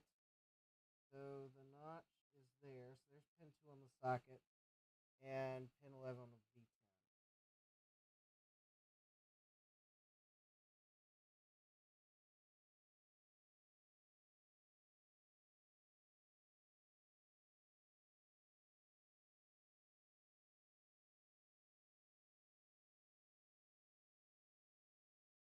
I have no continuity.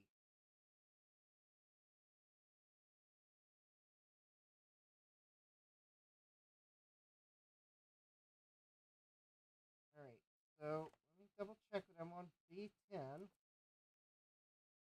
So that's 1, 2, 3, 4, 5, 6, 7, 8, 9, 10.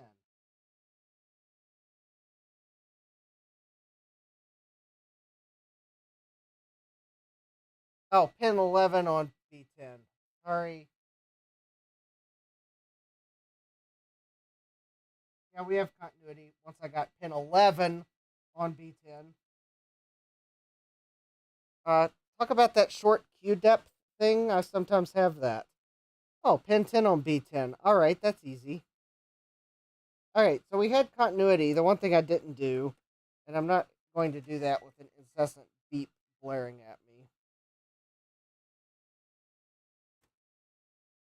One thing I maybe should do is maybe try wiggling the multimeter on the keyboard socket.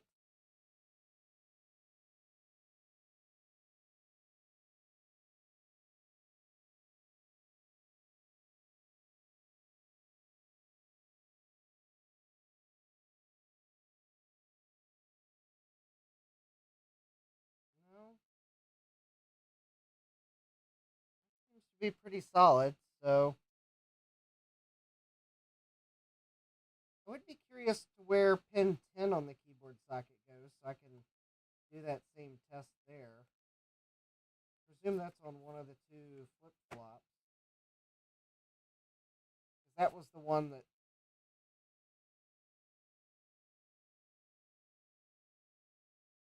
Joe's asking, does this machine do the garbage thing without the keyboard installed? No, it does not. It's only when the keyboard's plugged in. I have never seen it do the garbage thing when the keyboard is not plugged in.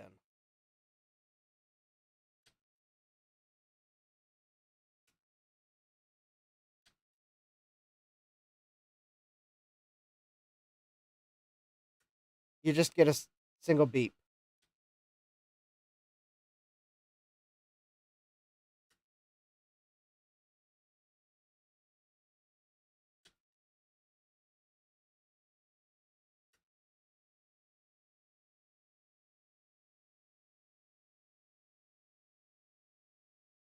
Yeah, does not do the garbage thing without the keyboard installed.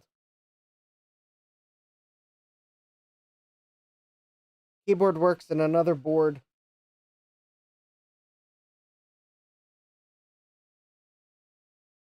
which kind of rules out the encoder. Okay, Joe says pin 10 on the socket goes to pin 2 on B6. All right, let me try that wiggle thing. Pin 2 on B6. All right.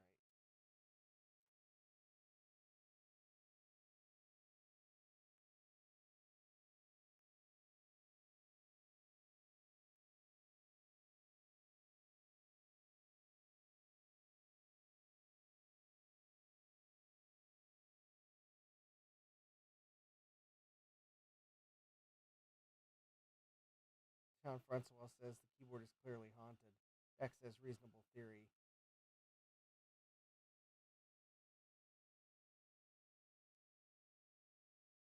Joe says, so what we're seeing is that A, the keyboard isn't tripping strobe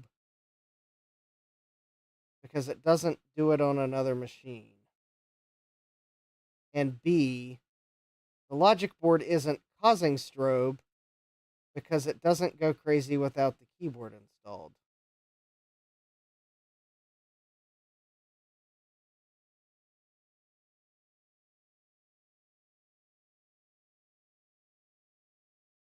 Huh.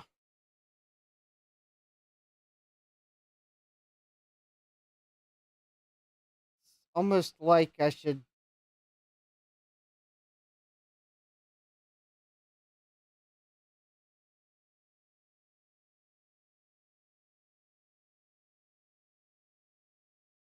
what else could cause a phantom input then?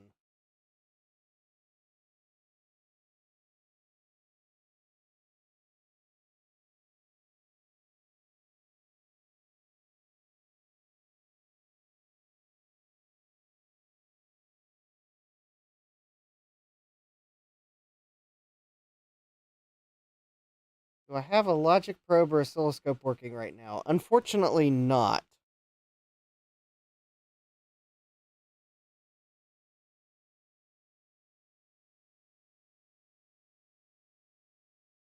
Although I am double checking. What did I do to the oscilloscope? Have I? Is it something that I can remedy quickly?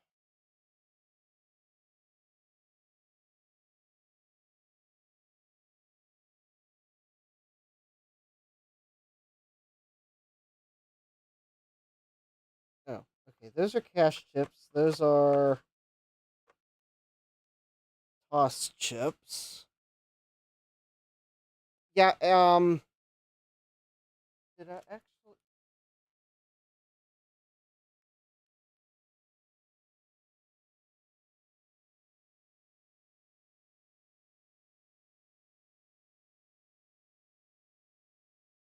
Let me see if I can. Joe says it's going to be difficult to see what's happening then. Well, it may be difficult to see what's happening even with an oscilloscope.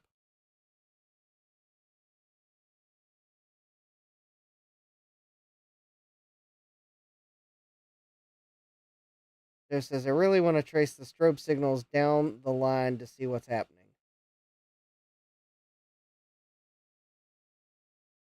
Okay, let me.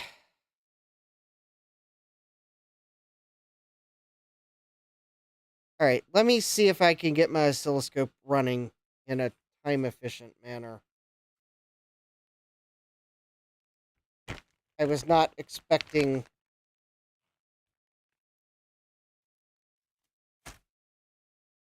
I was not expecting a request to. I just thought I would be replacing a socket, one and done. But Joe appealed to my logic and is that person that I probably needed to kind of make myself doubt my diagnosis. I mean, it's always possible it could be the socket, but yeah, Joe's right. We should probably look to see what the strobe signal's doing because it's doing something obviously.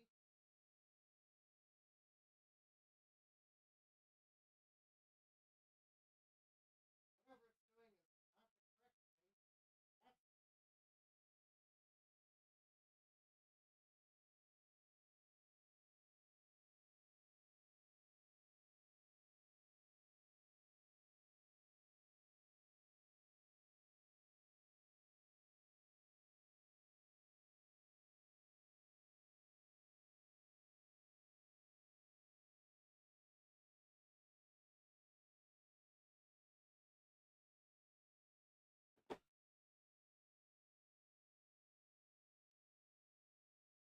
All right, I think I just might be able to.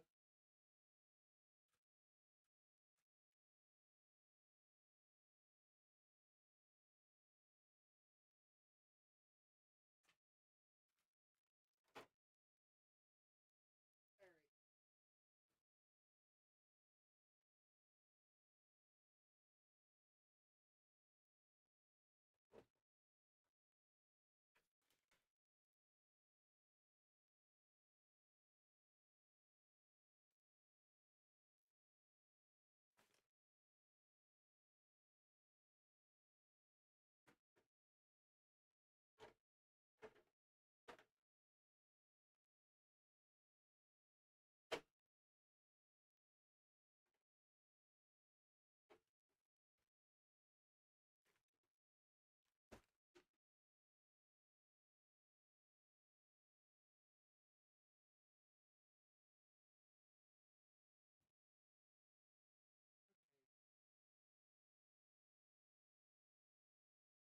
Okay, I think my oscilloscope is plugged back in. Now the trick is going to be to find a probe.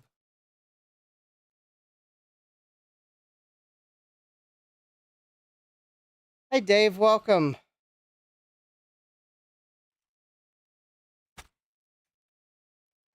I know. And maybe by wanting to replace that socket, I was jumping to conclusions too fast. I'll admit it. But I've looked at this computer so many times. I saw that the keyboard worked on another board and that the last round of chip testing I'd done on this board yielded no bad chips. And that's why I jumped to the conclusion that I must have a bad socket because none of the chips were testing bad and the keyboard worked on another computer.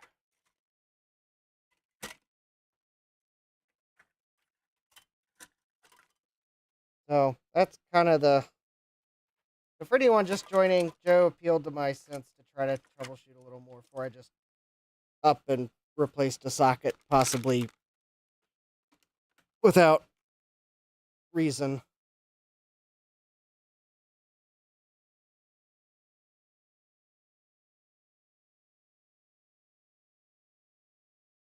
All right.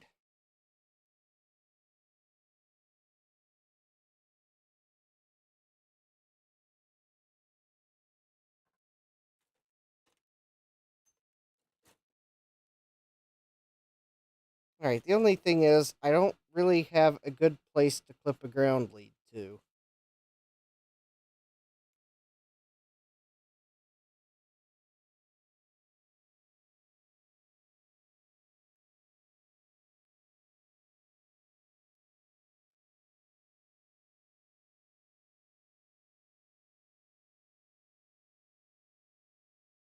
Oh, I guess I could use the outside of the.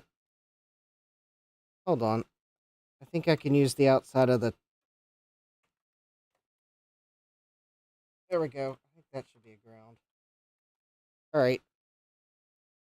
Yay! The power self test still passes.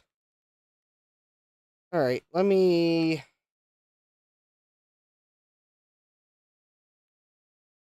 All right. So the strobe signal is pin 2. I'm not going to plug the keyboard in. I just want to get a baseline. Well, first, Joe, I want to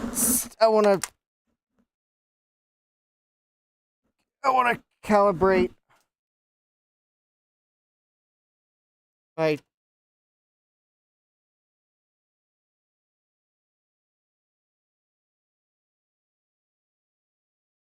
Well, with my oscilloscope probe touching pin 2, hold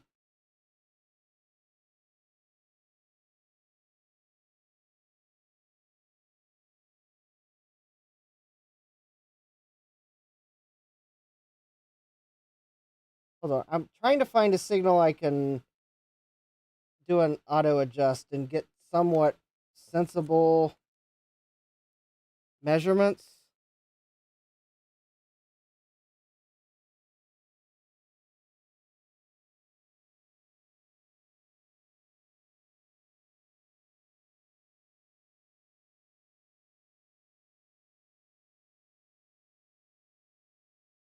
Well, that's not making a lick of sense. Hold on.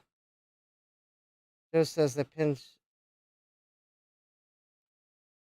I don't. I'm trying to find a 5-volt pin.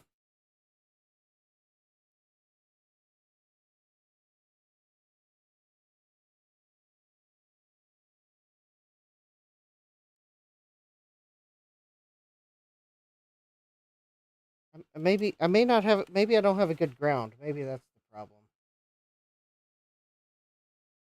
That's the problem. Oh, that may very well be the problem. I may not have a good ground. Maybe that's why seemingly nothing has a signal. There's oh, just says I can use one of the tiny blue caps. Okay.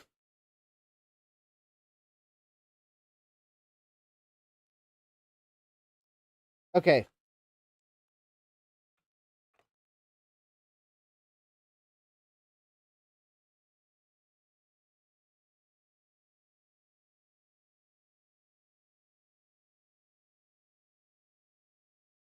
Did I turn the machine off? Hold on. Does this oscilloscope probe hold, please?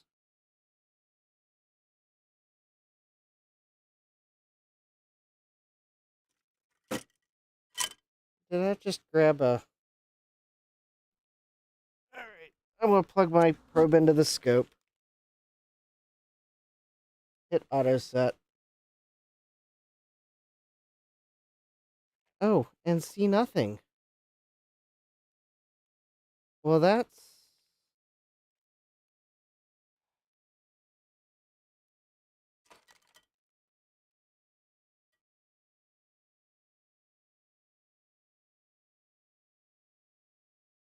Okay. Fine. Alright.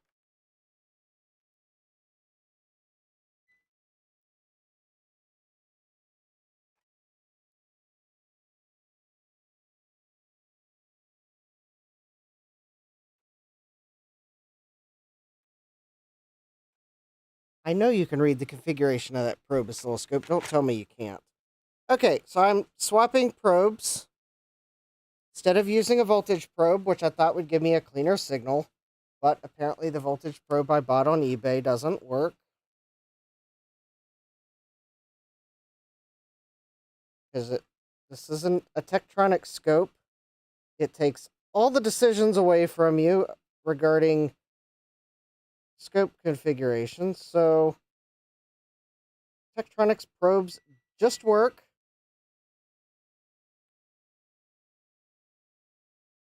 Could also be that I got a ground wire problem. All right.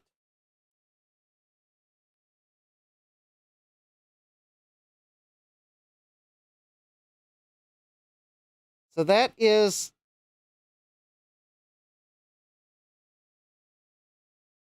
computer is on.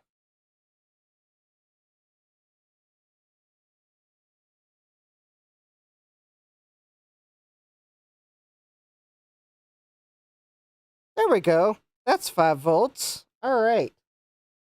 So without the keyboard plugged in, there's the... Oh.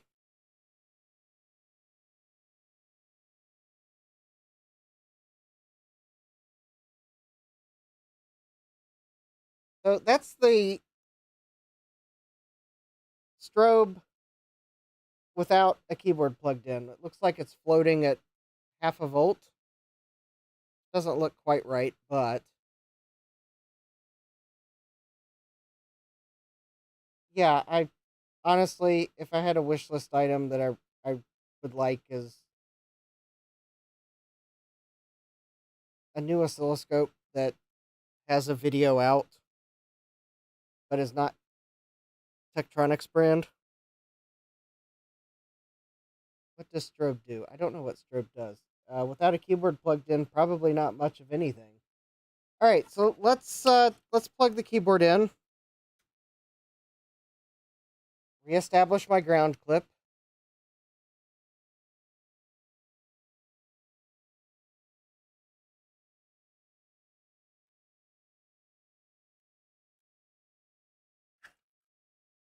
I don't know what oscilloscopes have against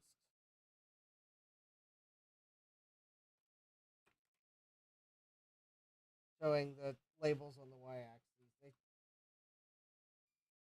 seems like everyone I've used, it always puts it on the bottom of the screen. Okay. I'm not sure exactly which pin 2 is going to be, but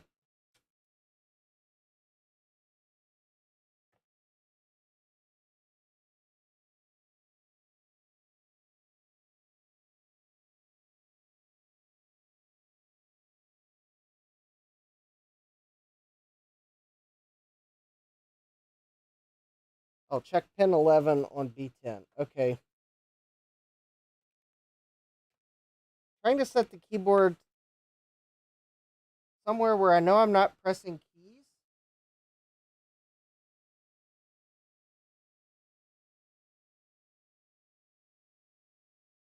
I think that's pin 11 on B10. But I'm having trouble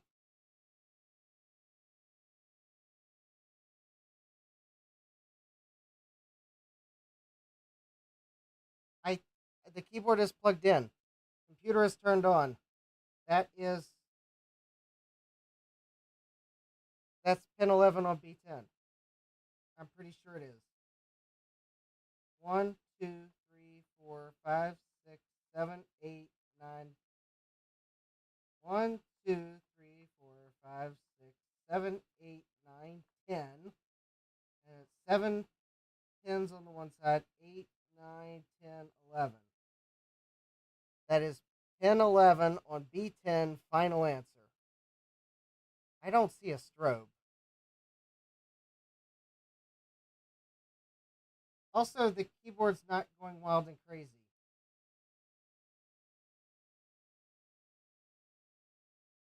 Just says nice. It's high all the time. That means that strobe is constantly being triggered. Is that good or bad?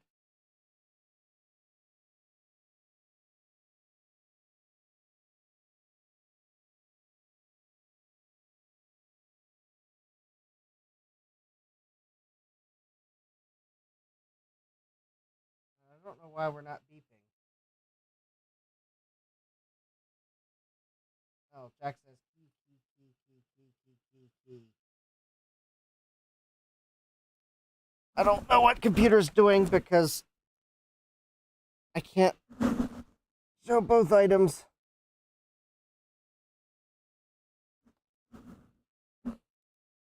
Oh.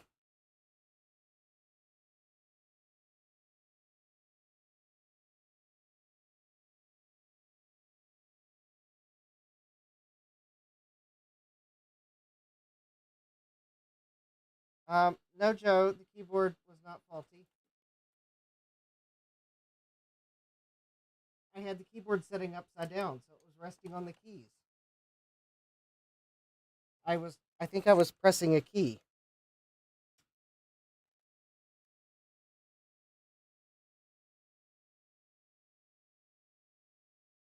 Let me get this set up so that I can have the keyboard plugged in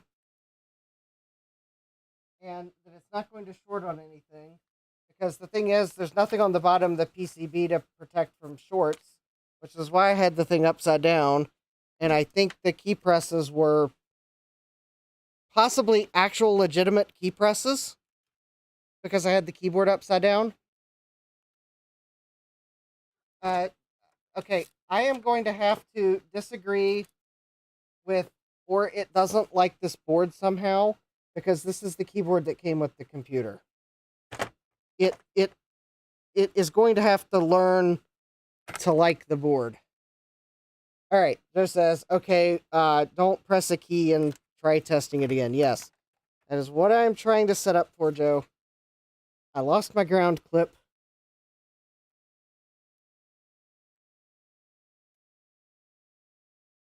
I'm about to lose it again because I really don't have a good ground clip. All right.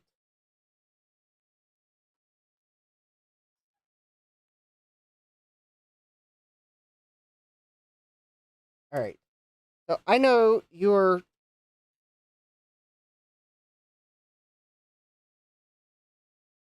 All right. So computer's doing it.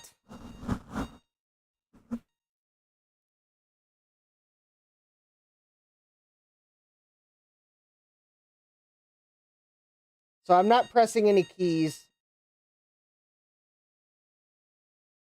All right, that's getting annoying. I know, chat lag, and I've got it on low latency, and chat lag's bad. I'm glad I didn't put it on standard latency, because then I'd be, like, waiting eons. David's asking, did it ever work? Joe says, this is why we need you to have me on as a live guest. And that would require me to pay for StreamYard. No, not StreamYard. Some service like StreamYard that would let me have guests. But those cost lots of money a month.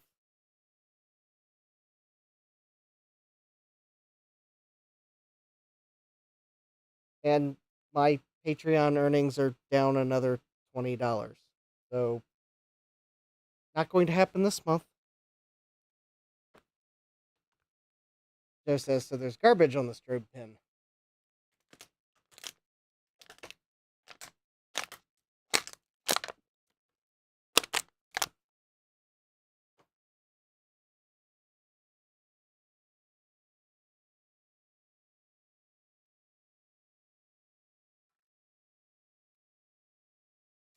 Yep, that's what it looked like. Yeah, I could borrow your service, Joe. Yes, but I I'd have to get you art or something. Joe said, Gutbum says you could do a Discord call and a screen share or whatever. I know. I could find a way. I was yeah, I was kind of thinking about starting to multi-stream to Twitch again next month, but yeah, my yep, kind of the channel earnings are well, the monthly pledges are down $20. So I'm like, well, that pretty much is more than the multi-streaming service I was going to pay would cost. So Joe says the next test is tricky. You need to isolate pin 2 on the ribbon cable from the actual socket, then test the signal coming from the keyboard. That's going to be a that's a I don't have a way of doing that, Joe. And that's not quitter talk. That's I don't have sockets with long enough pins that are going to make good enough contact for me to bend one out and isolate pin 2. And I'm sure not going to do anything to the original cable because it's not made in a way that would be easy to replace. I'm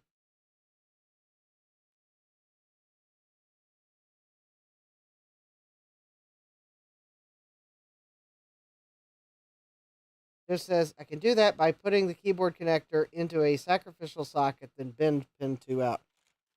I don't, I mean, I can try. I will try. I am not going to guarantee how good of a contact it's going to make because I, I've tried things like this before and been disappointed with the results. All right, let me try to find my needle nose so I can. Jack says, "Can you desolder that wire from the keyboard into the ribbon cable?" No, not without desoldering the entire connector on the keyboard side.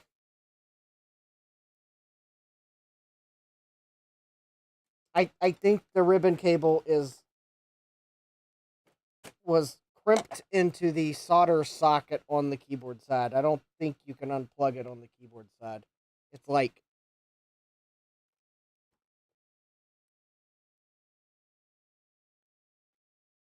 all right. So I've got a socket. I'm bending pin 2 out.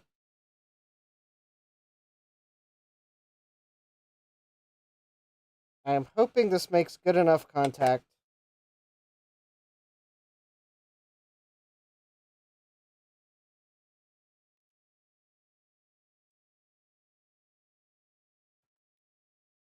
All right, let me find the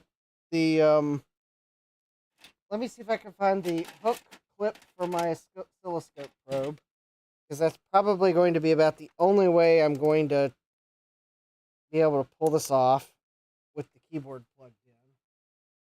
All right. Okay.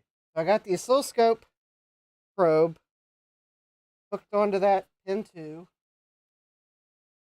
I'm plugging the keyboard in. Um, and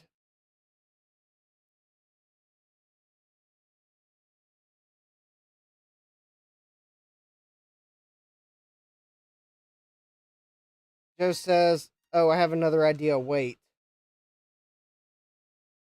Well, actually, it looks like pin 2 is um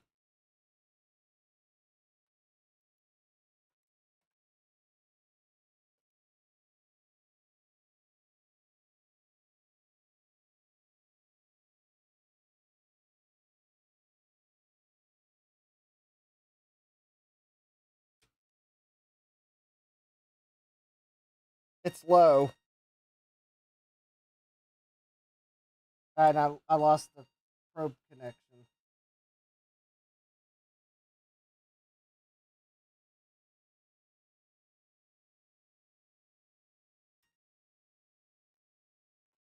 Yeah, it's low.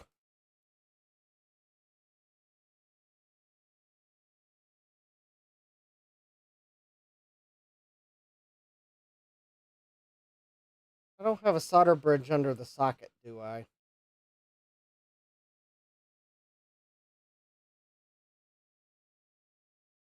Trying to think of things that could. Yeah, Joe, it was floating at a like half a volt.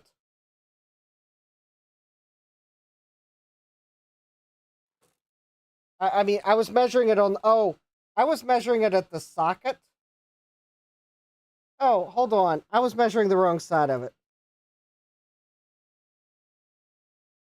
I measured what was coming off the keyboard. The keyboard, of course, it was floating on the keyboard. You probably wanted me to check at pin 11 on B10. So you can, I lost my programming. 8, 9, 10, 11. All right, so how about, let's try it again. Pin 11 at B10.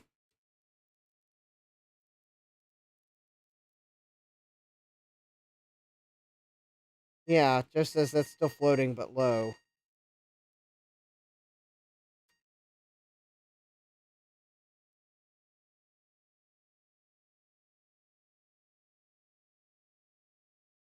Just says I need you to measure the keyboard pin 2.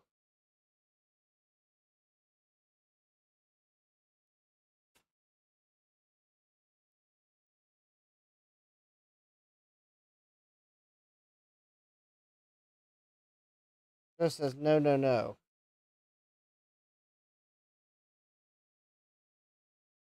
Oh, if you, oh, actually, Joe, both sides were floating.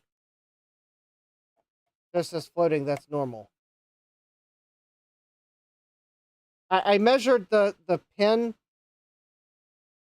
on the sacrificial socket, so that would be connected to pin 2 on the keyboard. It was floating. And B10, pin 11 are also floating. So I don't. If we have no strobe connected, how are we getting repeats?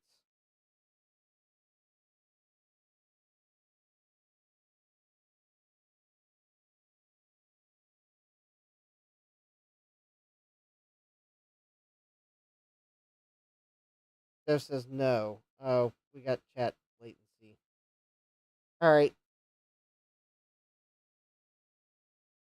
Yeah, for next time, we'll find a way to have Joe as a guest.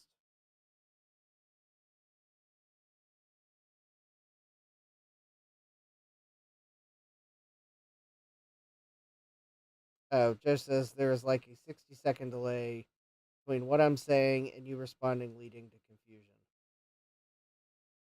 Okay. Probably would also maybe help for you to see the board view. Do I not have?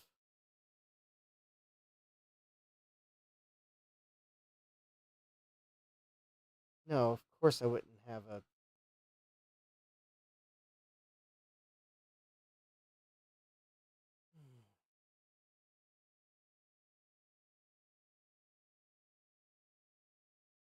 Joe says pin 2 on the keyboard's ribbon cable should be low while the keyboard has power. Okay. Okay.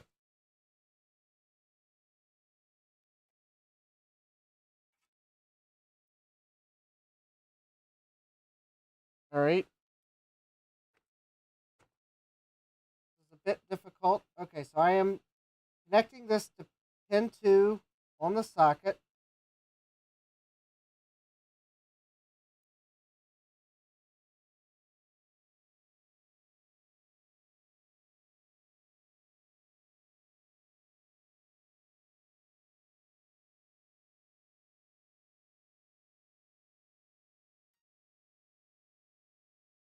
Joe says, so if you isolate that pin and check it and it's floating, that means your keyboard isn't pulling the line low when you aren't pressing keys. Well, I thought TTL.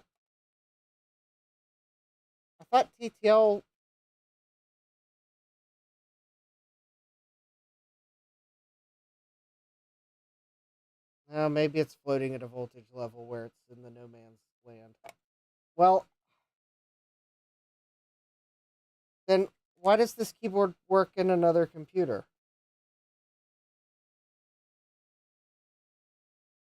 I don't understand. That doesn't make sense. It works in another computer. It doesn't work on this computer.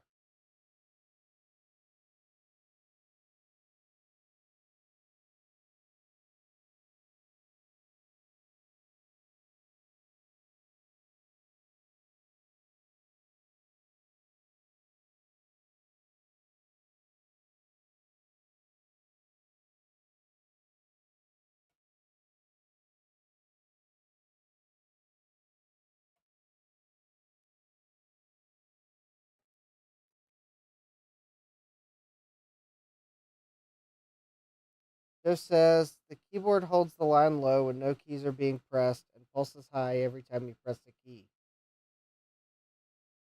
Well, okay, but I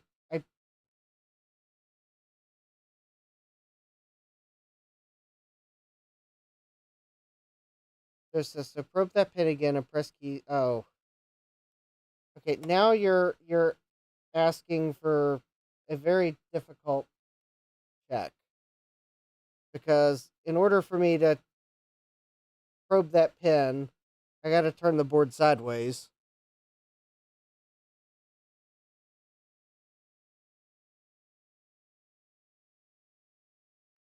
Because I have to hold the oscilloscope clip on the pin because of how short it is.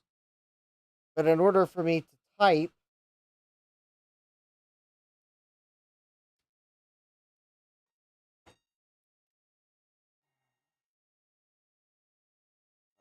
let's just see what I can accomplish.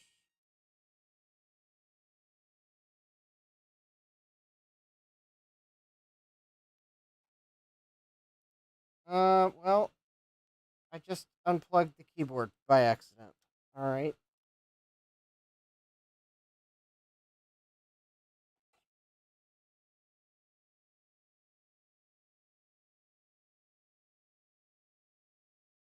I need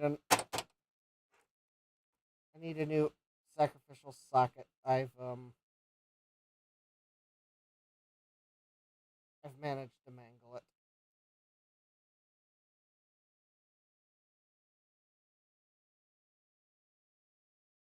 I've got to replace my sacrificial socket. I mangled it.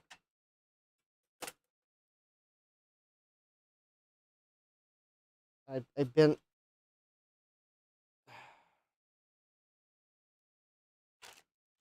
I accidentally mangled pins way too far. They're not recoverable.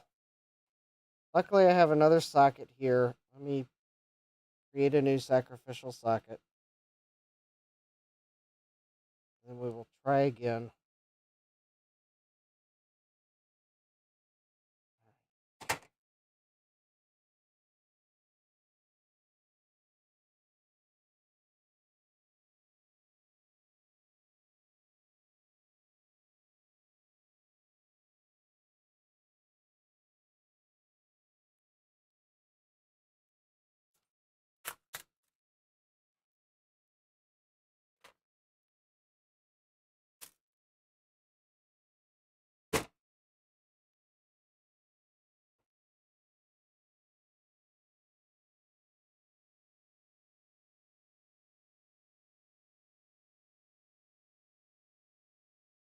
All right.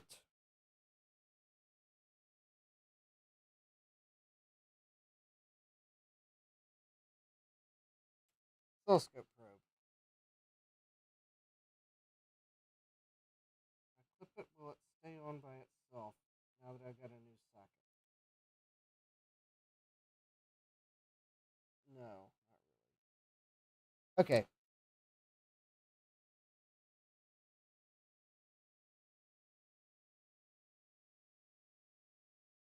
Why did it stop beeping once I started pressing keys? Alright, so I pressed some keys and now it's being held high by the keyboard. That doesn't seem right at all.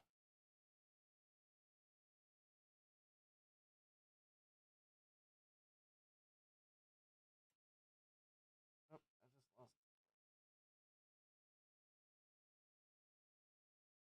Although it's actually kind of at 4 volts, not 5 volts.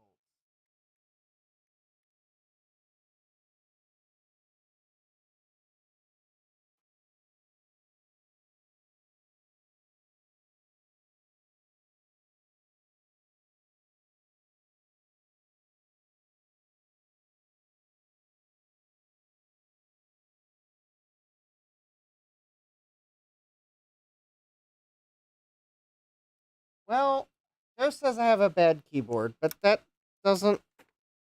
I. I'm still struggling to understand why the keyboard seems to work on another logic board. But well, if I've got a bad keyboard, then I can't fix computer because I don't think. I know Joe's got keyboard encoders, but I don't. David says. John Francois says the keyboard could be marginal. David Starbucks says tolerances. Because I don't think Joe's keyboard encoders work on clone keyboards. Because these keyboards support lowercase and macros.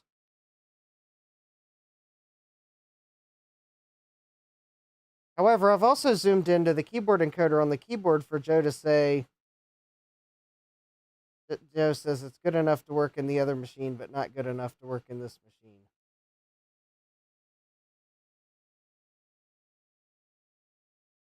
Well, then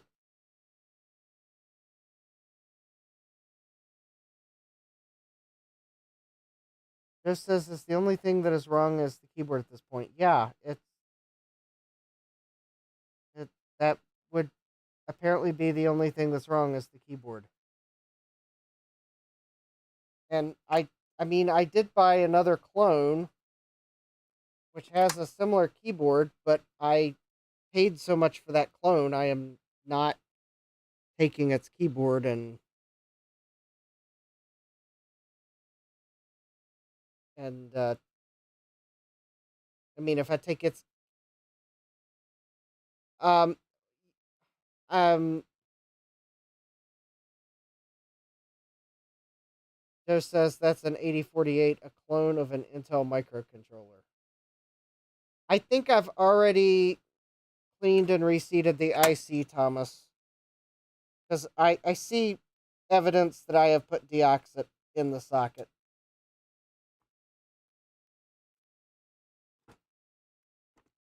David Starbuck asks, "Will another keyboard work?" Yes, or actually, I don't know and no.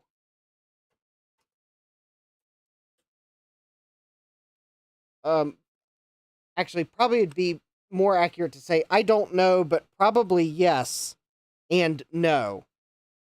So electrically, would another keyboard work? Uh, I don't know if the cap's good or not. I I I I I can't find the lead, one of the leads for my cap meter. I've misplaced it. Wow, this chip does not want to come out of the socket.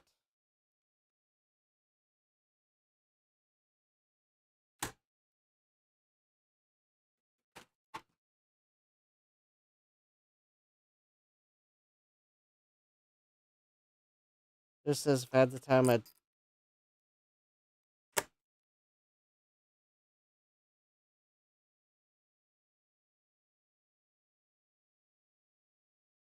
Joe says, if I had the time, I'd tell you to send me the entire thing and we do a live stream together and fix it.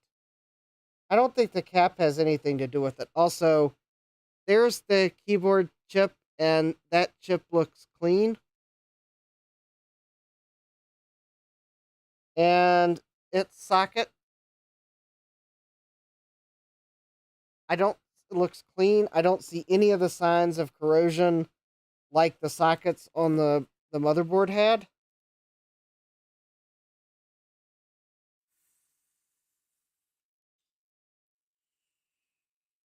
I will put some contact cleaner down in it and reseat the chip just to check.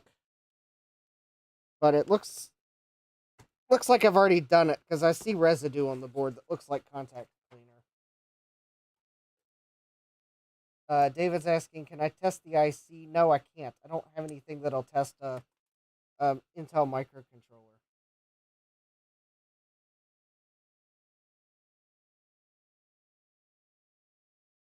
And if it's bad, I don't know what the program is that's on it. Because that didn't fix it. It's still beeping. So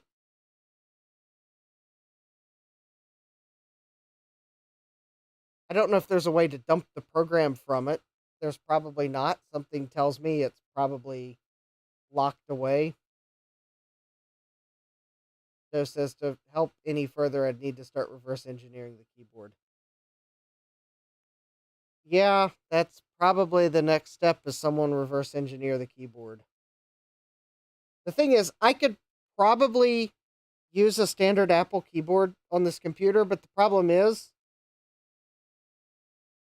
this is the shape of the keyboard. A standard Apple keyboard won't fit the cutout in the case for this keyboard because there is a plastic piece here, but the Apple keyboard, all the keys are like centered, so I can't really use a standard Apple keyboard. I would need another one of these keyboards, and while I have another clone that has a keyboard in it that I bought so I could potentially use it for testing, I don't really want to take its keyboard because the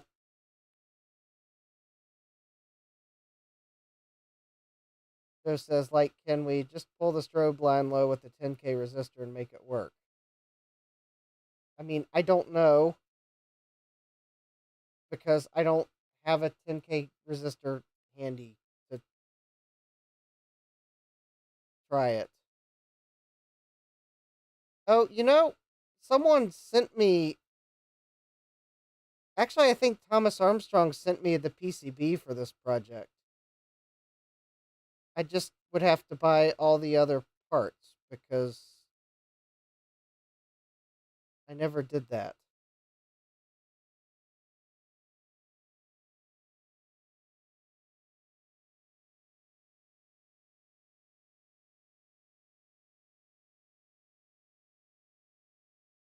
Because I didn't really have anything that needed to read one of these microcontrollers. I think Thomas Armstrong sent me one of those PCBs.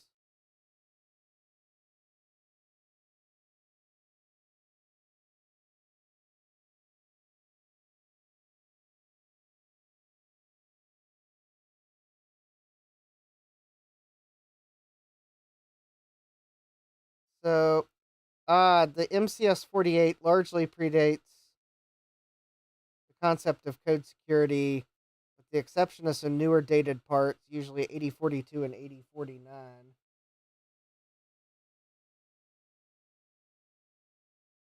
Looks like this was a 48, 8048. If you got the thing, you can steal the code from it.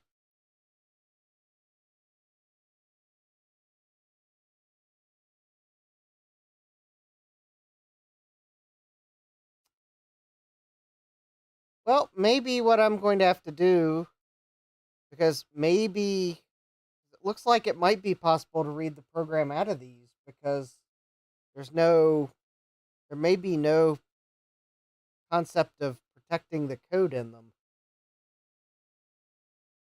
And it does look like this is actually the microcontroller and not like a mask version.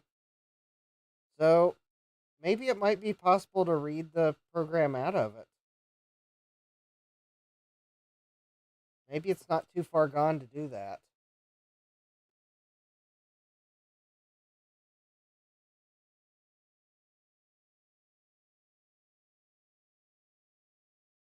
Well, I guess I'll see if I can find the PCB, assuming I haven't completely misplaced it. Maybe I'll order some parts so I can build it. I think I have a Arduino Mega.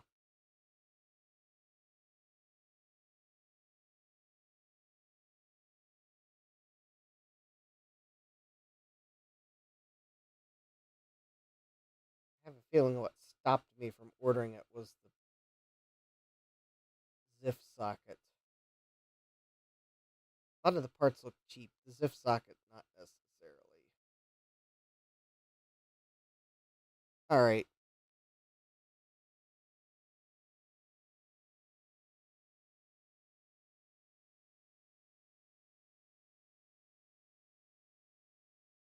Joe says it might work. It might be so broken you can't read anything.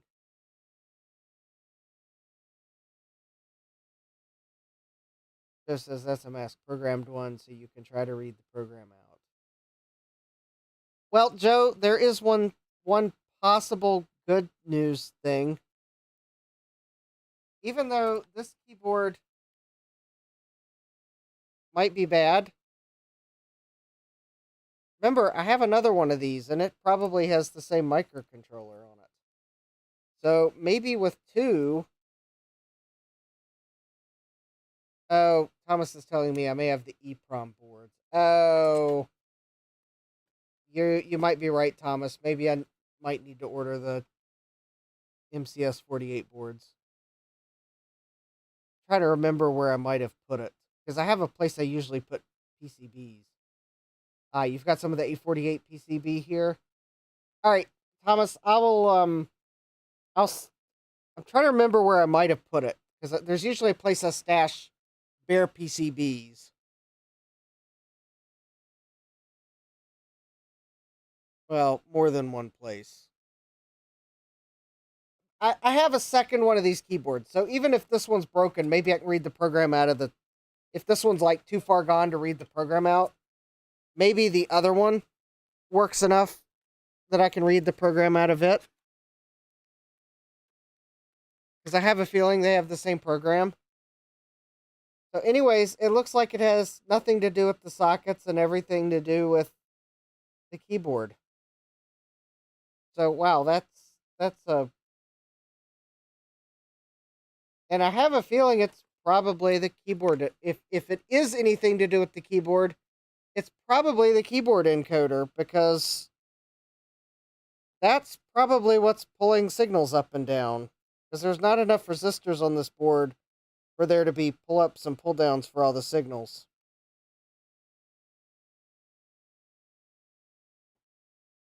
So, anyways, so I guess tonight's stream is, I'm probably going to have to call it not successful. Because my measure of success was I can finally put computer back together. And no, I can't. Computer cannot go back together yet. The keyboard's broken.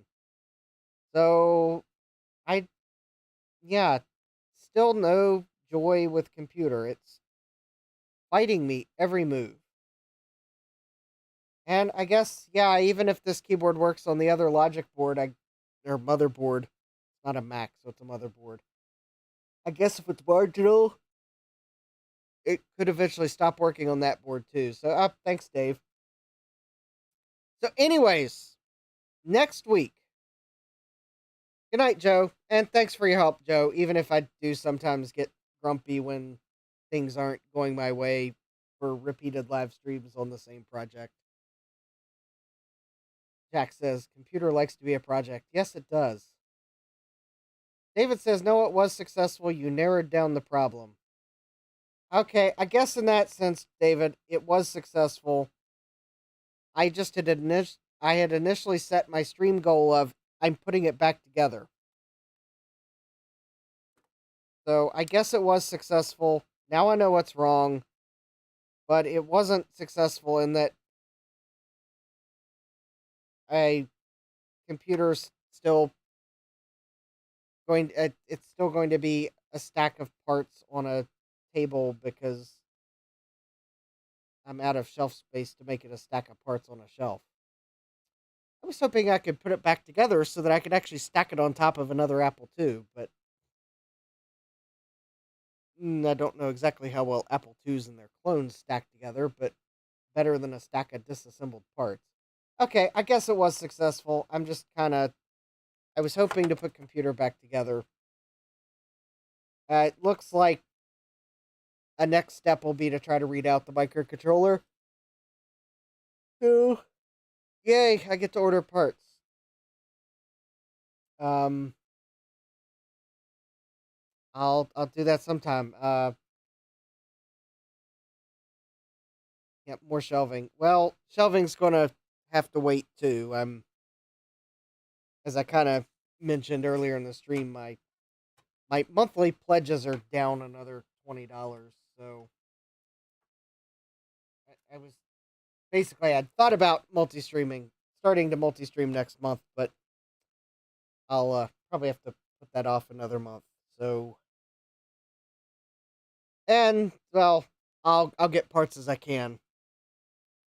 So, I guess that's just Thomas says I did get 10 of these MCS 48 boards. Jack says the answer is always more shelving.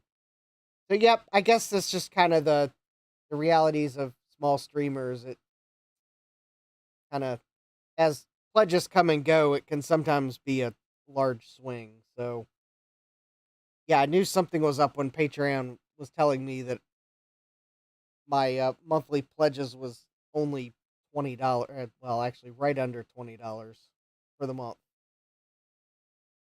because I think it had been about $40, and it went down to $20, and I guess it's possible that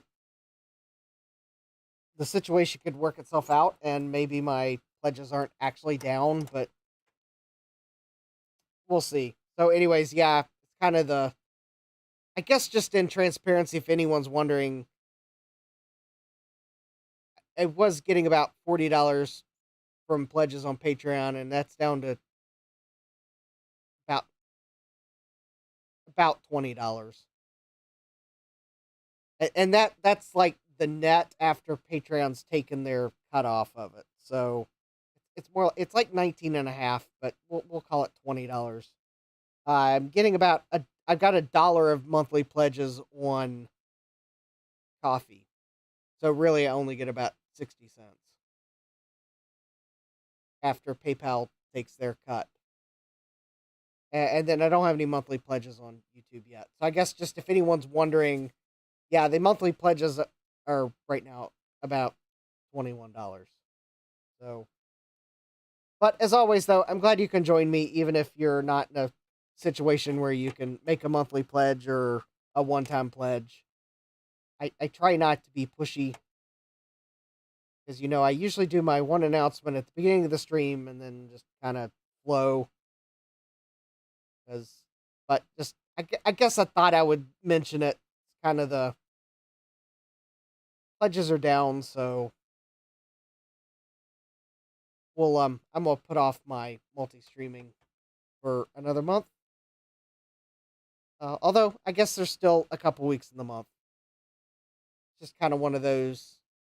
It doesn't cost me anything to have one stream to YouTube, but to multi-stream, since I don't have fiber internet and I am at the whim of Comcast, and I really don't think they have enough upload bandwidth for me to try to send two streams up.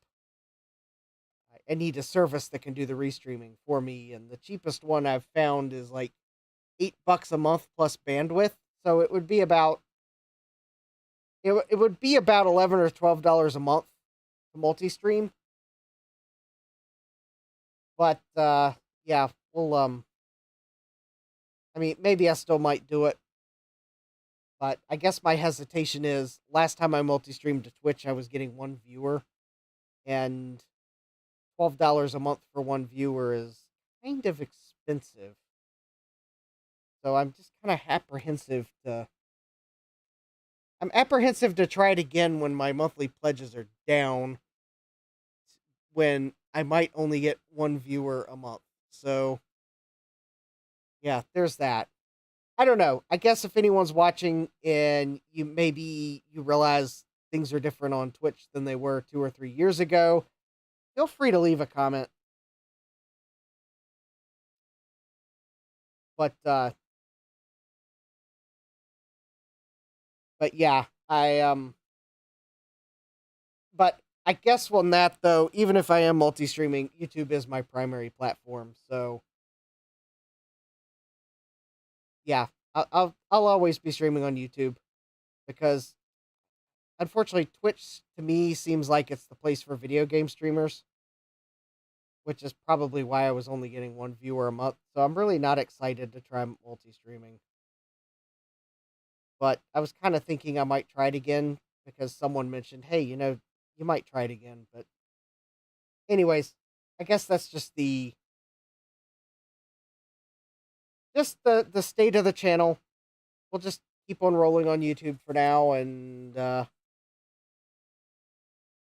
I'll keep the lights on. But anyways, let's see. Next week, I will be streaming twice a week. I'll be back to my usual schedule because I did have a nice trip to Richmond on Monday, so that was good. I made it back.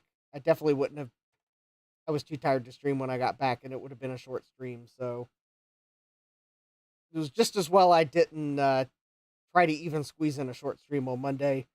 And good thing I didn't try to stream on Tuesday because I got home really later than I thought I would. So I'm glad I didn't try to squeeze in a Tuesday stream because I would have not been able to reschedule it until I got home. So you all would have been wondering where I was for at least an hour because I had no cell service where I was. So I wouldn't have even been able to send a message to let someone know, to put something in the chat to say, oh yeah, he's running late, because I had no cell service.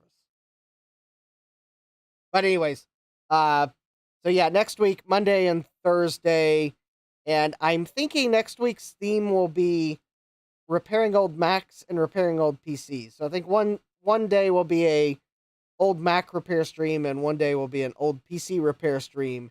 And yes, you can assume correctly that the SE30 is the first Mac that's on my list. I got my order from Mauser.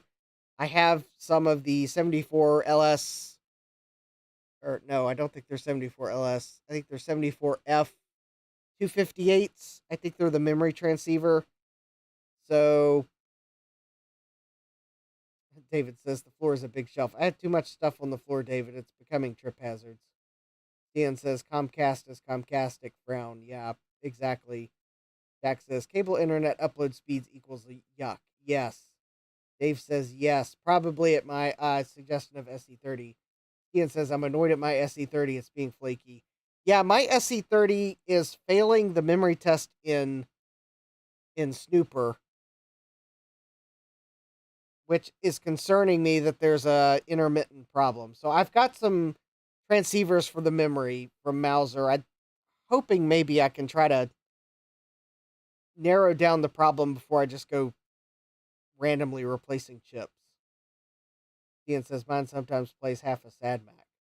Mine's booting. It'll boot to the Snooper disk, but if you run the memory test in Snooper, it will fail the memory test, and then you'll get a system bomb with a bus error.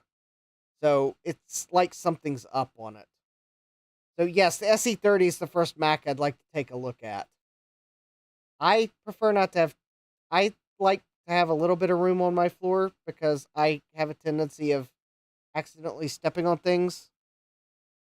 So I would prefer not to put things on the floor when I can help. Ian says, mine will boot and work just fine, then you reboot it and you get a sad Mac that just freezes halfway through. Flaky McFlake face. Yeah. Okay, and then for the other day, I'm not sure which will be which. For the old PC stream, the first thing I'd like to take a look at is this 486 motherboard that I got that was recently on Wheel of Regrets. That you get a beep. You get the video beep, like it doesn't see the video card, but it sounds like it's otherwise posting. The interesting thing is you see no post codes, and yet the board is giving you the no video card error, which should have a post code associated with it. So I have ordered the 74 LS chip that is the bus transceiver for the ISA bus, or at least I think that's what that chip is doing on this board. And I'm thinking replacing that chip, or because one of those is corroded on the 486 board. So I'd kind of like to try to fix that board, or at least get that corrosion issue fixed and see if that fixes the problem.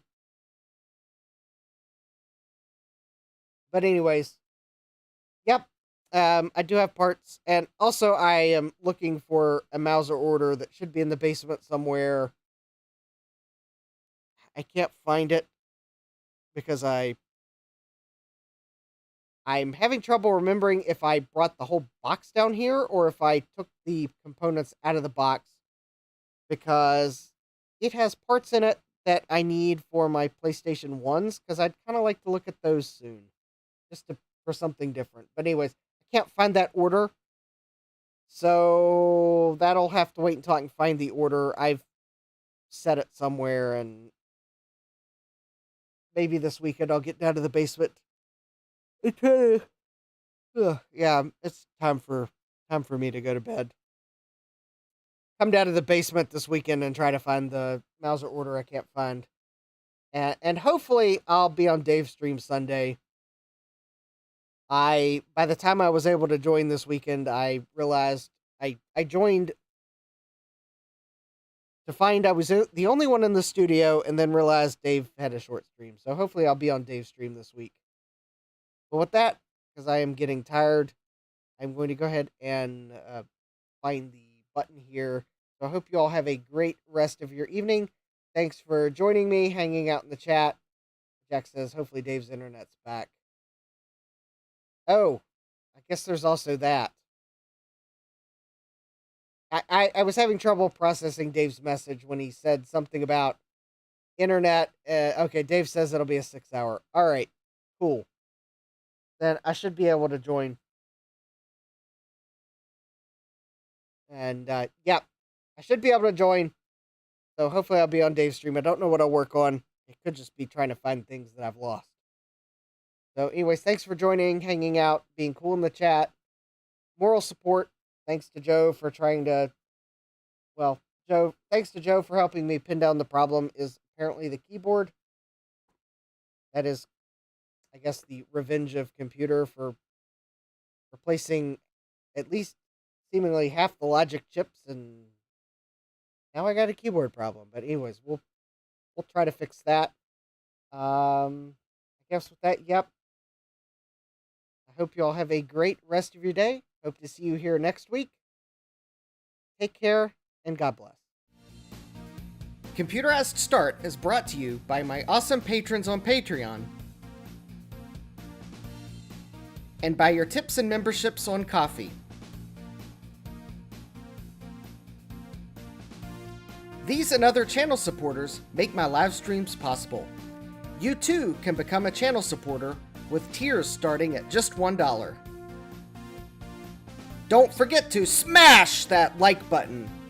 And if you've liked what you've seen, subscribe and turn on notifications so that you don't miss the next video or live stream. And as always, thank you for all your support. I hope to see you next time. And until then, take care.